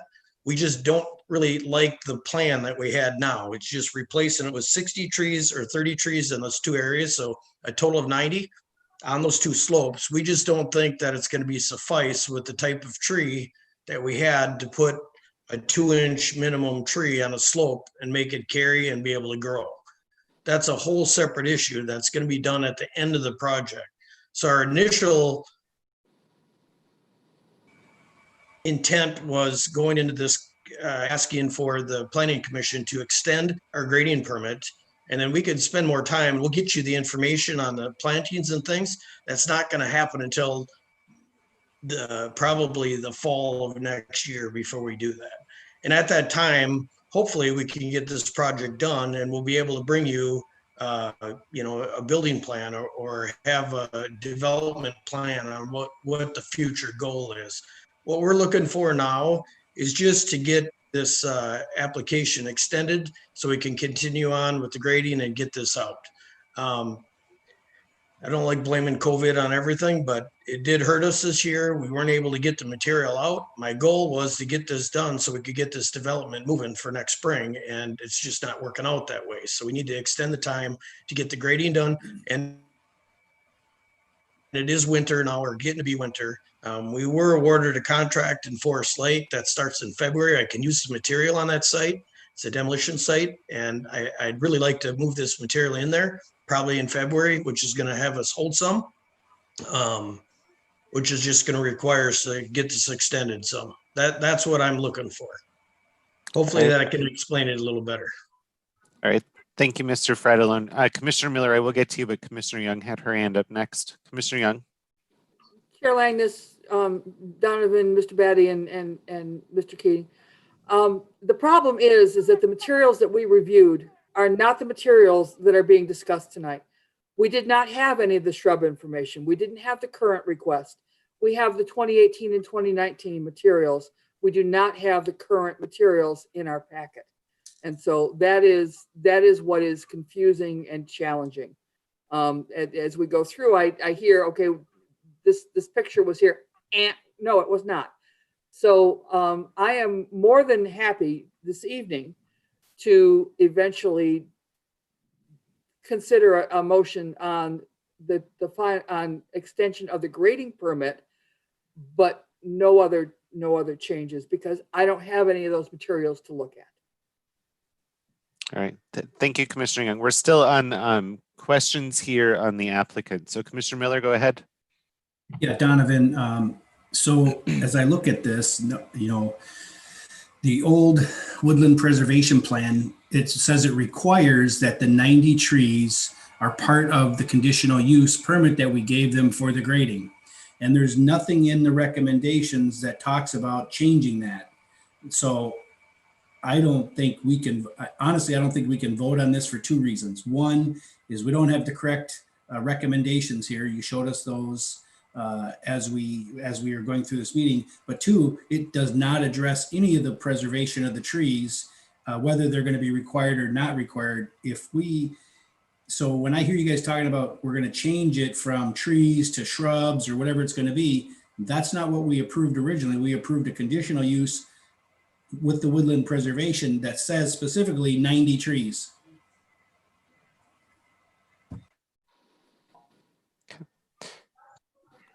Is there any other questions of the applicant before we move to public hearing? All right, we'll open up the public hearing at 8:46 p.m. Donovan, do we have anybody at City Hall wishing to speak on this item? No. And Karen, do we have anyone online wishing to speak to this item? I do not have anyone online. Karen, you're cutting out a little bit, but I think you said you do not. So I'm going to just give that 30-second announcement saying to anyone that wishes, thank you. If anyone that wishes to speak, please raise your hand or send a message to the city account on here and we'll bring you in.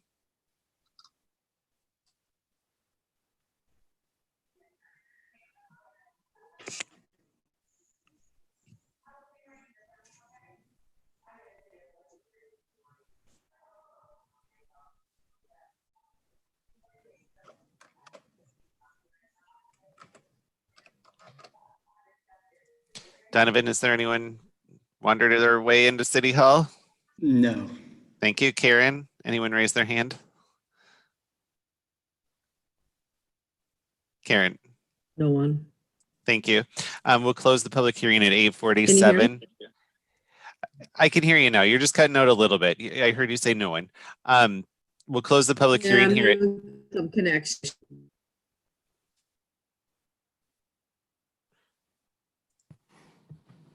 We're going to close the public hearing at 8:47 p.m. Can commissioners give me a thumbs up just to make sure it's not my computer? Okay, thank you. And we'll move into commissioner discussion and or consideration of a motion here. Commissioners?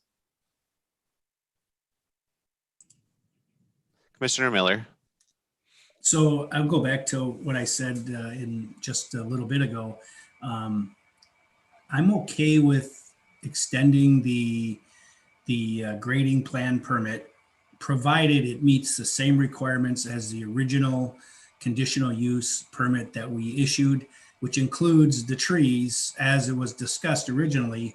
If that's going to change, and if they want that to change, the applicant might want to start this process again instead of having us vote tonight, because I won't, in my opinion, vote for this without that tree condition in there unless we've come to some other agreement.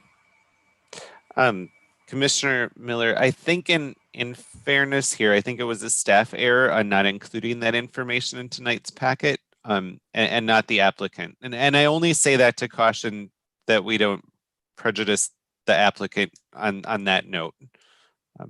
But I gather your point that is important to have. Other discussion and or consideration of a motion? Commissioner Keen? Well, I agree with Commissioner Miller. I agree, if we just put an extension on the removal and elevations and all that, that's fine, but leave the tree part out of it. They can come back next fall and work with the city on that stuff, but. Commissioner Young? Mr. Chair, I will move approval of an extension of the grading permit with all of the conditions and timing, month timing in the 2019 discussion, with no other changes in condition. It's just that they have an extension of the grading until October of 2021 and an extension of the requirements of the bonding until June of 2022. Okay. So just for clarity on your motion, so we all understand it, it's essentially extending the dates of the old conditional use permit by 1 year. Correct. All right, thank you. There's a motion. Is there a second? Second. We have a motion and a second. Karen, did you hear the motion? All right, thank you. I just want to make sure she has it. Otherwise, I'd type it to her. I can go back and review it too, but yes. Yep. All right, thank you. Is there any other discussion on this item? On the motion? I agree with all three commissioners here that spoke on this. I have no issue extending the grading plan. I don't know if I'd have issue with the other portion. It sounds appealing to me, but it's very confusing without that information from the staff report. And I look forward to having that come down the road, Mr. Fratellone, later in the project with the other housing pieces. So is there other discussion on this item? If not, Karen, are you able to take a roll call vote for us, please? Commissioner Young? Aye. Commissioner Batty? Aye. Commissioner Miller? I Commissioner Keen? Aye. Commissioner Brink? Aye. And Chair Langness? Aye, motion carries. Mr. Fratellone, good luck on the next steps of your project, and we look forward to seeing you in about a year, maybe sooner, hopefully. I'll bring you a pretty plan. Thank you. Hopefully we'll be able to see each other in person by then. Have a great night, guys. Thank you. Thank you. We'll move on to item number 12, St. Peter's Church Concept Plan Review. Donovan, do you want to kick us off on this? Yes, sir. Chair Langness on the Planning Commission. I'd like to present the concept plan for St. Peter's Church to build a rectory at their site at 1250 South Shore Drive. This is the concept plan review, and what it involves is simply the informal feedback given to the applicant. This site, as a church in the single-family residential zoning district, has a conditional use permit on the property, as well as having multiple principal structures. And so a planned unit development is also on the existing on this property. This was both these PUD and CUP have been amended, most recently with an expansion of the church for additional school space, gathering space, and church office space. And one construction season, then followed by the reconstruction of the parking lot, which really was these are great additions to the church. Now the next phase is they have submitted this concept plan, which shows the footprint of a home, basically off the southwest corner of the parking lot. And what you have is, what you see before you is essentially what was submitted by the city. There are many different facets of the actual PUD and CUP amendment process and submittals. What the church leaders at this point would like is that informal feedback from the Planning Commission on this concept plan, on the idea of a single family house, in zoning what we'd call a single family house on the property in that kind of rear location, and having that informal feedback. I think they'd feel more confident going into the full investment of the surveys and other kind of utility and grading plans required for that PUD and CUP amendment submittal for formal Planning Commission and City Council review. Tonight, we do have Father Bodine in council chambers, and I was not prepared again for the to have both the computer use for a speaker. And so when it's time for the applicant to speak, as well as Kathy Frazier, who's the office administrator, is on the call with us, I'll have to walk over to Father Bodine and kind of give him the screen so he can speak directly to you. So that's just part of the process here. I did have just some basic language from the city engineer and public works on this concept plan that really that they're looking for more information in order to look at what would be the utility hookups for that. In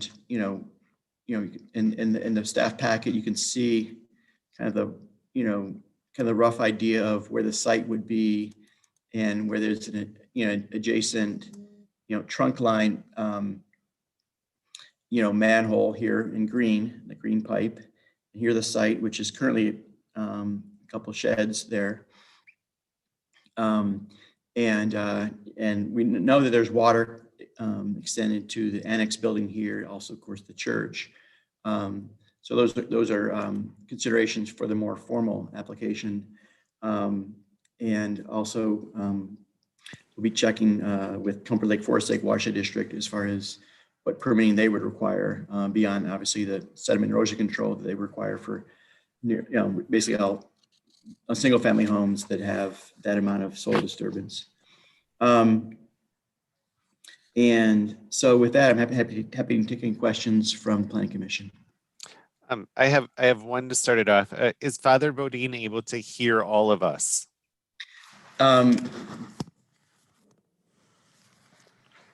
Yes, he will be.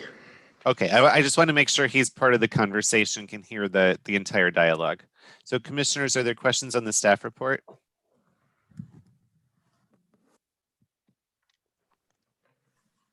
Commissioner Batty. Okay. I'm just, we've done these concept reviews before, but this is, it's kind of vague on scope here of what we're looking, I guess what the applicant is looking for here. I mean, I can't see any problem here putting a house 50 feet off this very center of a, what, 10, 12, 15 acre site here, whatever this is.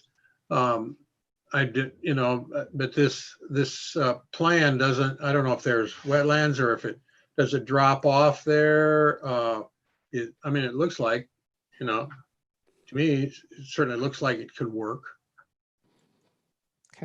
We're kind of on the staff report. We'll get to Father Bodine to give it any additional presentation here as well. But were there any other questions on Donovan's report? Okay, Father Bodine, if you want to add anything to the conversation here, we're all listening. Correct. The property is approximately 20 acres in size, and currently we're looking at removing 3 sheds that are 2 sheds and 1 utility building for gas lines. Those would be removed, and the residents would be placed over the top of where those buildings currently reside.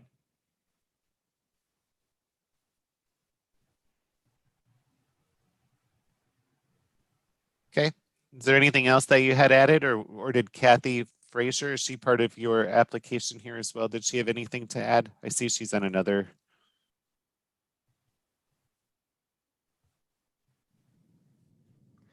I guess the only question we would have on the process, is there any way to expedite this process? A building could begin sooner than going through all of these. It seems like a laborious task to get a permit started.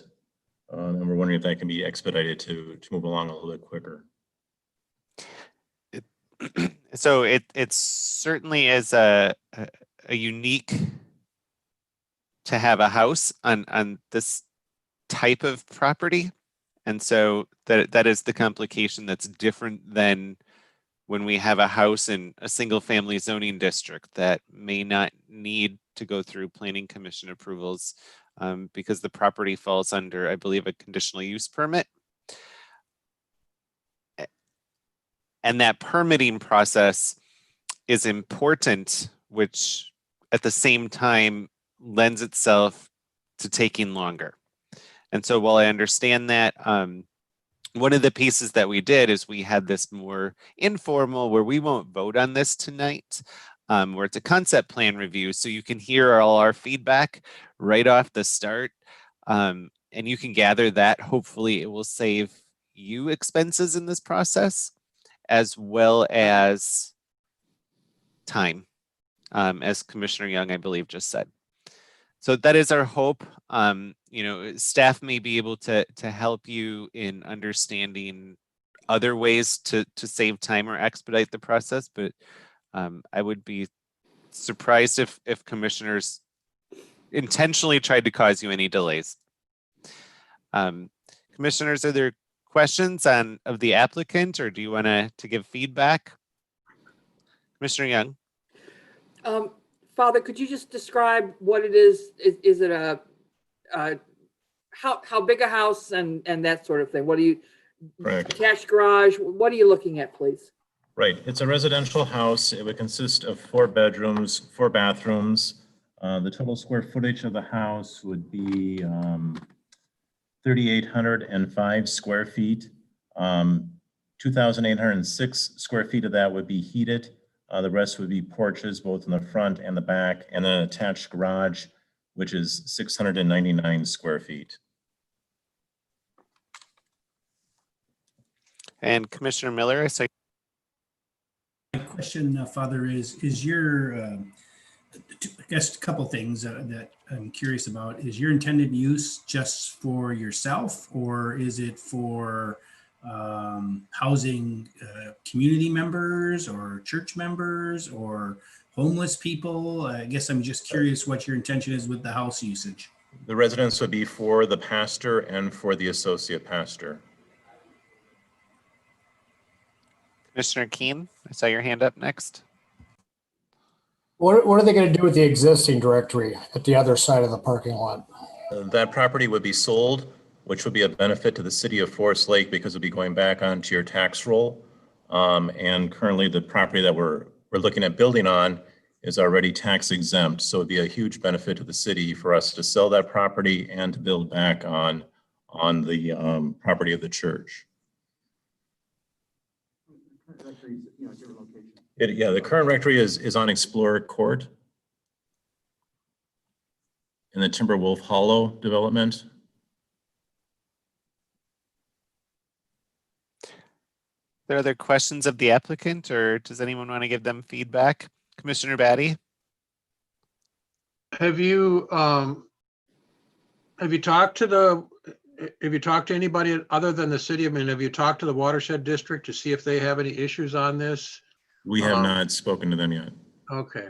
Well, that's obviously one of the things you're going to want to do here. And if you can Quickly. figure out a way to do this so that you just, so that you disturb less than an acre, it's, that will be certainly to your advantage, but you certainly ought to be able to do that with, a 4,000 square foot building plus or minus including the garage and stuff. Does that property drop off to the west there behind the what would be? It does, but where we're proposing to build the house, it is flat, but it does eventually Okay, so drop off. we're not encroaching on or close to any wetlands or anything like that. No. Those are kinds of No. things that you want to avoid if you can. I don't really see anything controversial about this. I think. When you say encroachment upon wetlands, how close are you talking? Well, there's a buffer. It's, I don't know. It depends on the class of the wetland, anywhere from 10 to 50 feet. Oh yeah, we went. Yeah, so there, I mean, if you're building on a flat piece of property, I just don't think there's anything that's particularly controversial about this. Mm-hmm. And it's on a site where there are current buildings, like I said, that will be taken down. Yeah, I think those are all things to your advantage. Commissioner Keen?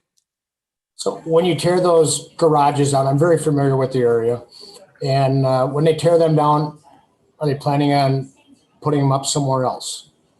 We're looking at adding onto the back side of the church building off of the maintenance stores, putting on a small shed to that area to house utility equipment for plowing, parking lots, so on and so forth.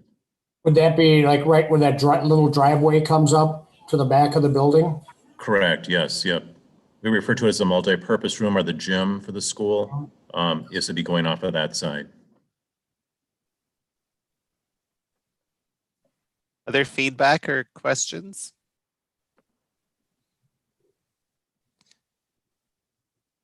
I think I'll give my feedback, and if other commissioners come back, we can come to them as well. I like that the house is sitting on that end of the property, closer to the neighborhood. Having grown up Catholic and gone to a Catholic elementary school where the priests lived in a home immediately adjacent, it was very nice that their home, and I worked there when I was in high school as well. I was an employee there. Their home was right adjacent to other residential homes. And I know that, I was a night custodian when I was a kid. And I'd pop over there and say hi to the priests in the evening oftentimes. And I know they found comfort having that neighborhood. And I think the closer you are to that setting, I think that's better for you and for whoever follows you to live in that home. So I like the placement of that, and I think it's fitting there. I think it's important that it's connected to the city utilities, and I think that will expedite the process instead of trying to do a septic system or anything separate in that home. So those would be my comments, but I don't see anything glaring on here that would stand out and tell me that I would be likely to have opposition to this down the road. So, if I can ask one more question, just encroachment upon the sewer line that runs along the northwest corner of where the house would be, what are the requirements as far as encroachments upon sewer lines? Commissioner Batty, do you know it off the top of your head? I'm Yeah, looking for it's- Donovan. I don't see him on. There, unless there's some kind of an easement there. I mean, what Donovan showed us here, this little aerial looks like a, Google Earth map thing. Doesn't look like the house would go directly over the top of the sewer. It just looks like it's close, which I would think would be to your advantage, because then your sewer run won't be very long. But I don't, if that's a city sewer main, then there's probably some kind of an easement associated with it. And you probably, I don't know if you could go back. I've had access to your documents and done a little bit of work out there, and I do not recall seeing an easement, on a site plan back there, but it would surprise me if there's not, seeing that sewer the way that it's laid in there. But it's probably not very wide. It might be, at the most, maybe a 30-foot wide, 15 feet on each side of that green line there. But I would think that you've got enough space there. If you need to slightly adjust that house so you wouldn't encroach on an easement, that way you wouldn't have. Yeah. Commissioner Brink? I was just going to mention, I think that sewer line, I mean, it's west of the road that even exits St. Peter's there. So that's even going down the hill if I'm not mistaken. So It's not an issue. Commissioner Keen? I believe that's a storm sewer drain coming from the north to that manhole and then heading out to the wetlands on the west side. Because I don't see any other pipes coming into it. I thought the sanitary was over there. Donovan, did we lose Donovan, Karen? Oh, he's here. Oh, I'm sorry. He's with you. We're sharing the same screen here. I know, and that's why Zoom is confusing. Donovan, do we have? Can you clarify the sewer and sanitary sewer connections in that? Yeah, corner? that green line is the sanitary sewer. It's the public trunk line. There are no public storm sewer lines in that rear part of the property. And looking at the 2016 survey, I didn't see an easement for that. I think I have to say, with what I believe that Father Bodine is referring to the city engineer's comment. I think one of the kind of proposed sites was put a bit closer to that line, that sewer line, than the sheds are. Actually, I don't think that's going to be a concern as far as encroachments within that, any kind of sewer easement, if there is one there. I don't see that as a problem. And Donovan, while we have you on here, he had asked earlier, was there anything that I did not note that would help him expedite this process? Or is it just more complicated because it's a CUP and we need to go through that process? Yeah, these are the existing kind of the framework with both the house of worship in this residential zoning district and the PUD that was on the site. I think that was first put in when they did an addition to the annex around, I think it was 2012. I think I'm just sitting here now thinking of how we could, I provided a list to the church of the basic requirements, and one big one, one involving cost anyways, and in time, would be the survey. And I'm thinking that perhaps we could just limit the survey requirement just simply to the building site and any kind of utility connection. So they the church gets the information they need to actually do the construction, and the city gets the information they need to basically make a decision on this. That's one piece that, I'm thinking about this, is that, the city needs to know what they're approving, and the church needs to know what they're committing to as far as the structure. I think there's some cost considerations with the utility hookup. Then once we get better information on that comes through just preparing the documents for city review, I think there'll be advantage of that. But there's the CUP is reviewed by the Planning Commission, and they make a recommendation on the PD amendment. And we already do process PD amendments with simple, one visit to the Planning Commission and one visit to the City Council. Thank you. Are there other comments from commissioners, questions?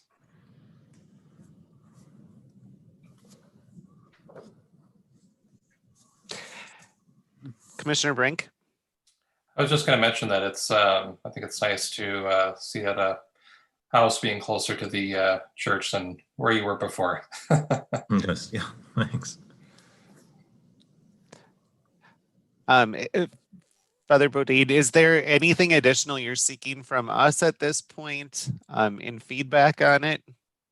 The only thing, I guess, if you follow through with the whole process, realistically, what are we looking at for a time frame to get a permit? Donovan right behind you is probably going to give you the best estimate for all of the details and set that timeline. He's the one that presents most of the things to us, and in most instances, if it's not controversial, we move on items at the same meeting. On occasion, we do table an item if there's information that's missing, or the commission decides that it wants to do that as part of the process to better understand the public's viewpoint or something along those lines. In all honesty, from the way I'm reading the commission tonight, there isn't a whole lot of controversy, and most of the feedback's pretty positive on this for you. So The it biggest surprised determinant me. is going to be how quickly you can get your plans and your information together. That'll be the biggest determinant on timing.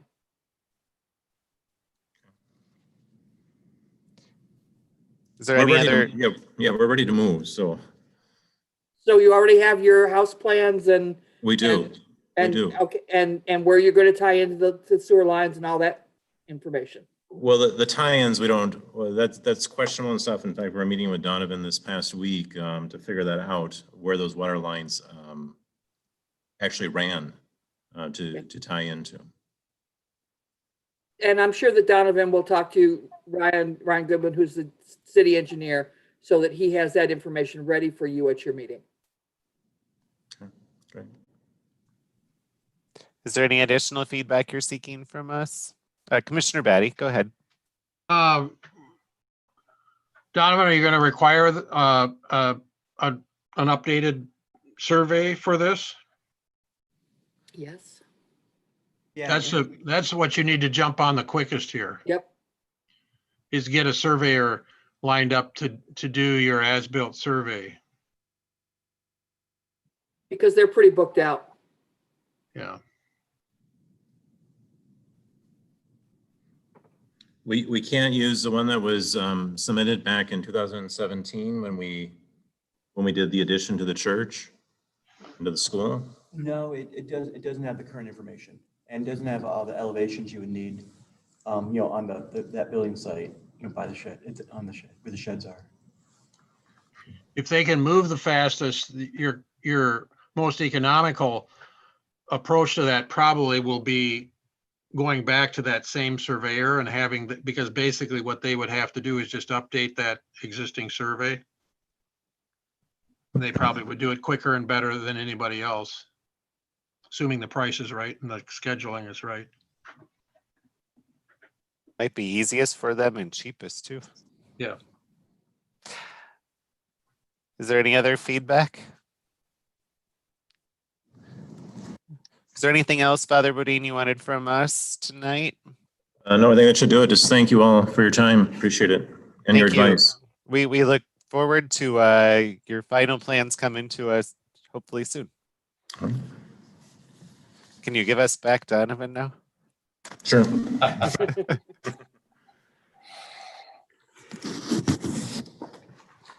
We'll talk. Okay. I'm here. Donovan, are you seeking anything additional from us tonight on this item? No. This is the sketch, basically the sketch plan, concept plan process, and we're just seeking that informal feedback. And I think you've provided some good feedback for Father Bodine and Ms. Frazier. Sounds good. And I liked your comments earlier about trying to limit the survey if you can to that area that's impacted, if that helps the process. You've got my Yeah. thumbs up on that informally. It's a HALT survey, and so they're obviously in business and nearby. Sounds good. We'll move on to other business. Commissioner Gerard, do you want to start us off? I really don't have much to update. It was a pretty quiet meeting last week at the council. So week before that, we had a great meeting with the Parks and Trails, and they're working on some long-term stuff. That's all I have, but I'd be happy to answer any questions you may have. Questions of Councilmember Gerard? I don't have any. Thank you. Donovan, do you have any updates for us in other business?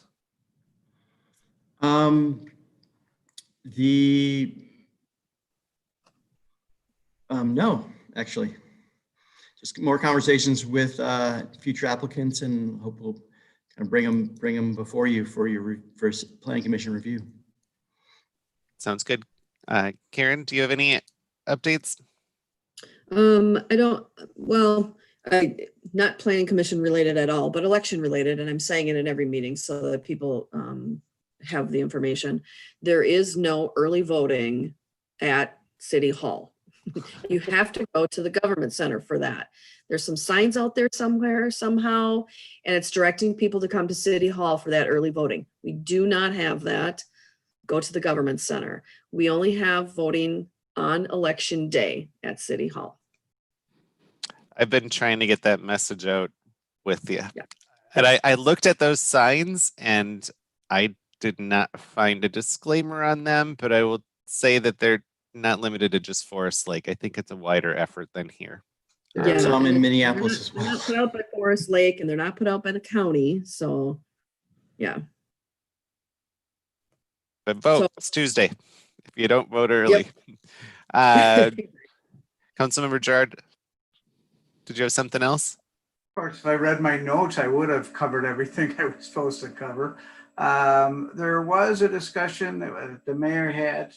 There's a dark sky or night dark group in Forest Lake, and so they are concerned about lighting and light pollution, I believe is what it basically is.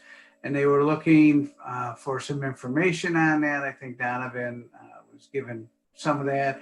I gave a brief update on what the commercial requirements were, but I don't know what we do in the residential areas.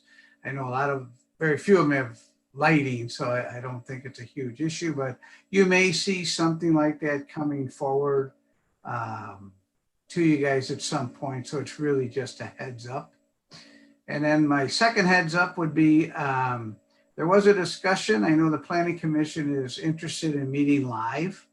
And that discussion was had at the council meeting last Monday. And we will be Zooming for a while.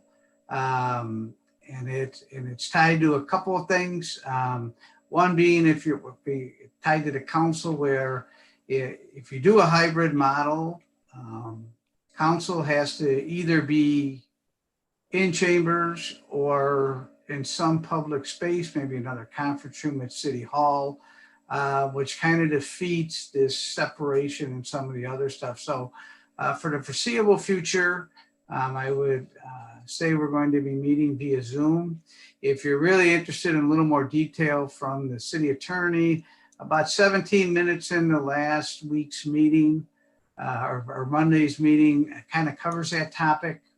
It was a very short meeting. It was only about a 50-minute meeting altogether, so it doesn't take too long to get there if you want some more details. And I can do the commissioner round first here as well, because I'm going to piggyback off of Councilmember Gerard's comments about the dark sky. I did speak to the gal, I think her name was Marlene Nordstrom, if I remember right off the top of my head. And I gave her information on the process of how we approve commercial development and things like photometric plans on the school project today and that piece and said that that's well established in policy. I told her that from a residential standpoint, there's relatively little we do other than street lighting in some new developments. And her concerns actually went deeper than I think some of the conversations we have, which is typically, does lighting escape to a certain threshold on neighboring properties? Whereas I think her larger concern was its effect on animals, particularly migrating birds and those types of pieces. But we got pretty deep into the conversation and she had to go, and we've been playing phone tag since, and that's kind of where it left off. But I wouldn't be surprised if she came forward with some ideas at some point, but she didn't have any at the moment, would be my summary. So that is all I have. We'll keep going around commissioners. Commissioner Young, you want to go first or second? I don't have any updates, but that would be something to bring forward when we talk about the zoning code. Commissioner Miller? Nothing from me, thanks. Commissioner Keen? Not a thing. Commissioner Batty? Commissioner Brink? Nope. Commissioner Batty, did you? Oh, I saw you raise your hand. Just stretching. We are done with other business then. On item number 14, adjournment, if anyone so wishes. Commissioner Young? I move that we adjourn. I second. It's a non-debatable motion. Karen, can you please take a roll call vote? Yes. Commissioner Young, Aye.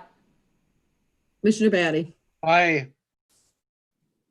Commissioner Miller, I Commissioner Keen, Aye. Commissioner Brink, Aye. and Chair Langness. Aye. Motion carries. We're adjourned at 9:25 with a 14-item agenda. Thank you, commissioners, for staying on task tonight. Good night. Thank you.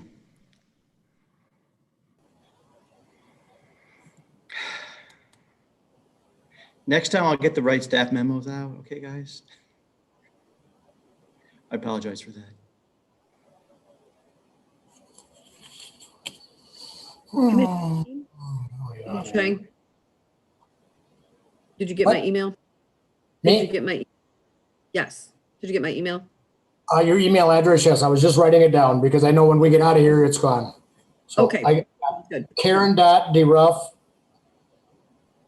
Yep. Yep. Wait. It's just a general city email. Yep. I got that one wrong. I'll hold the screen so you can continue. ci.forest-min.us. Correct. Good to go. All right, thank you. And it's on the website. If you go to the city website, you should be able to find it.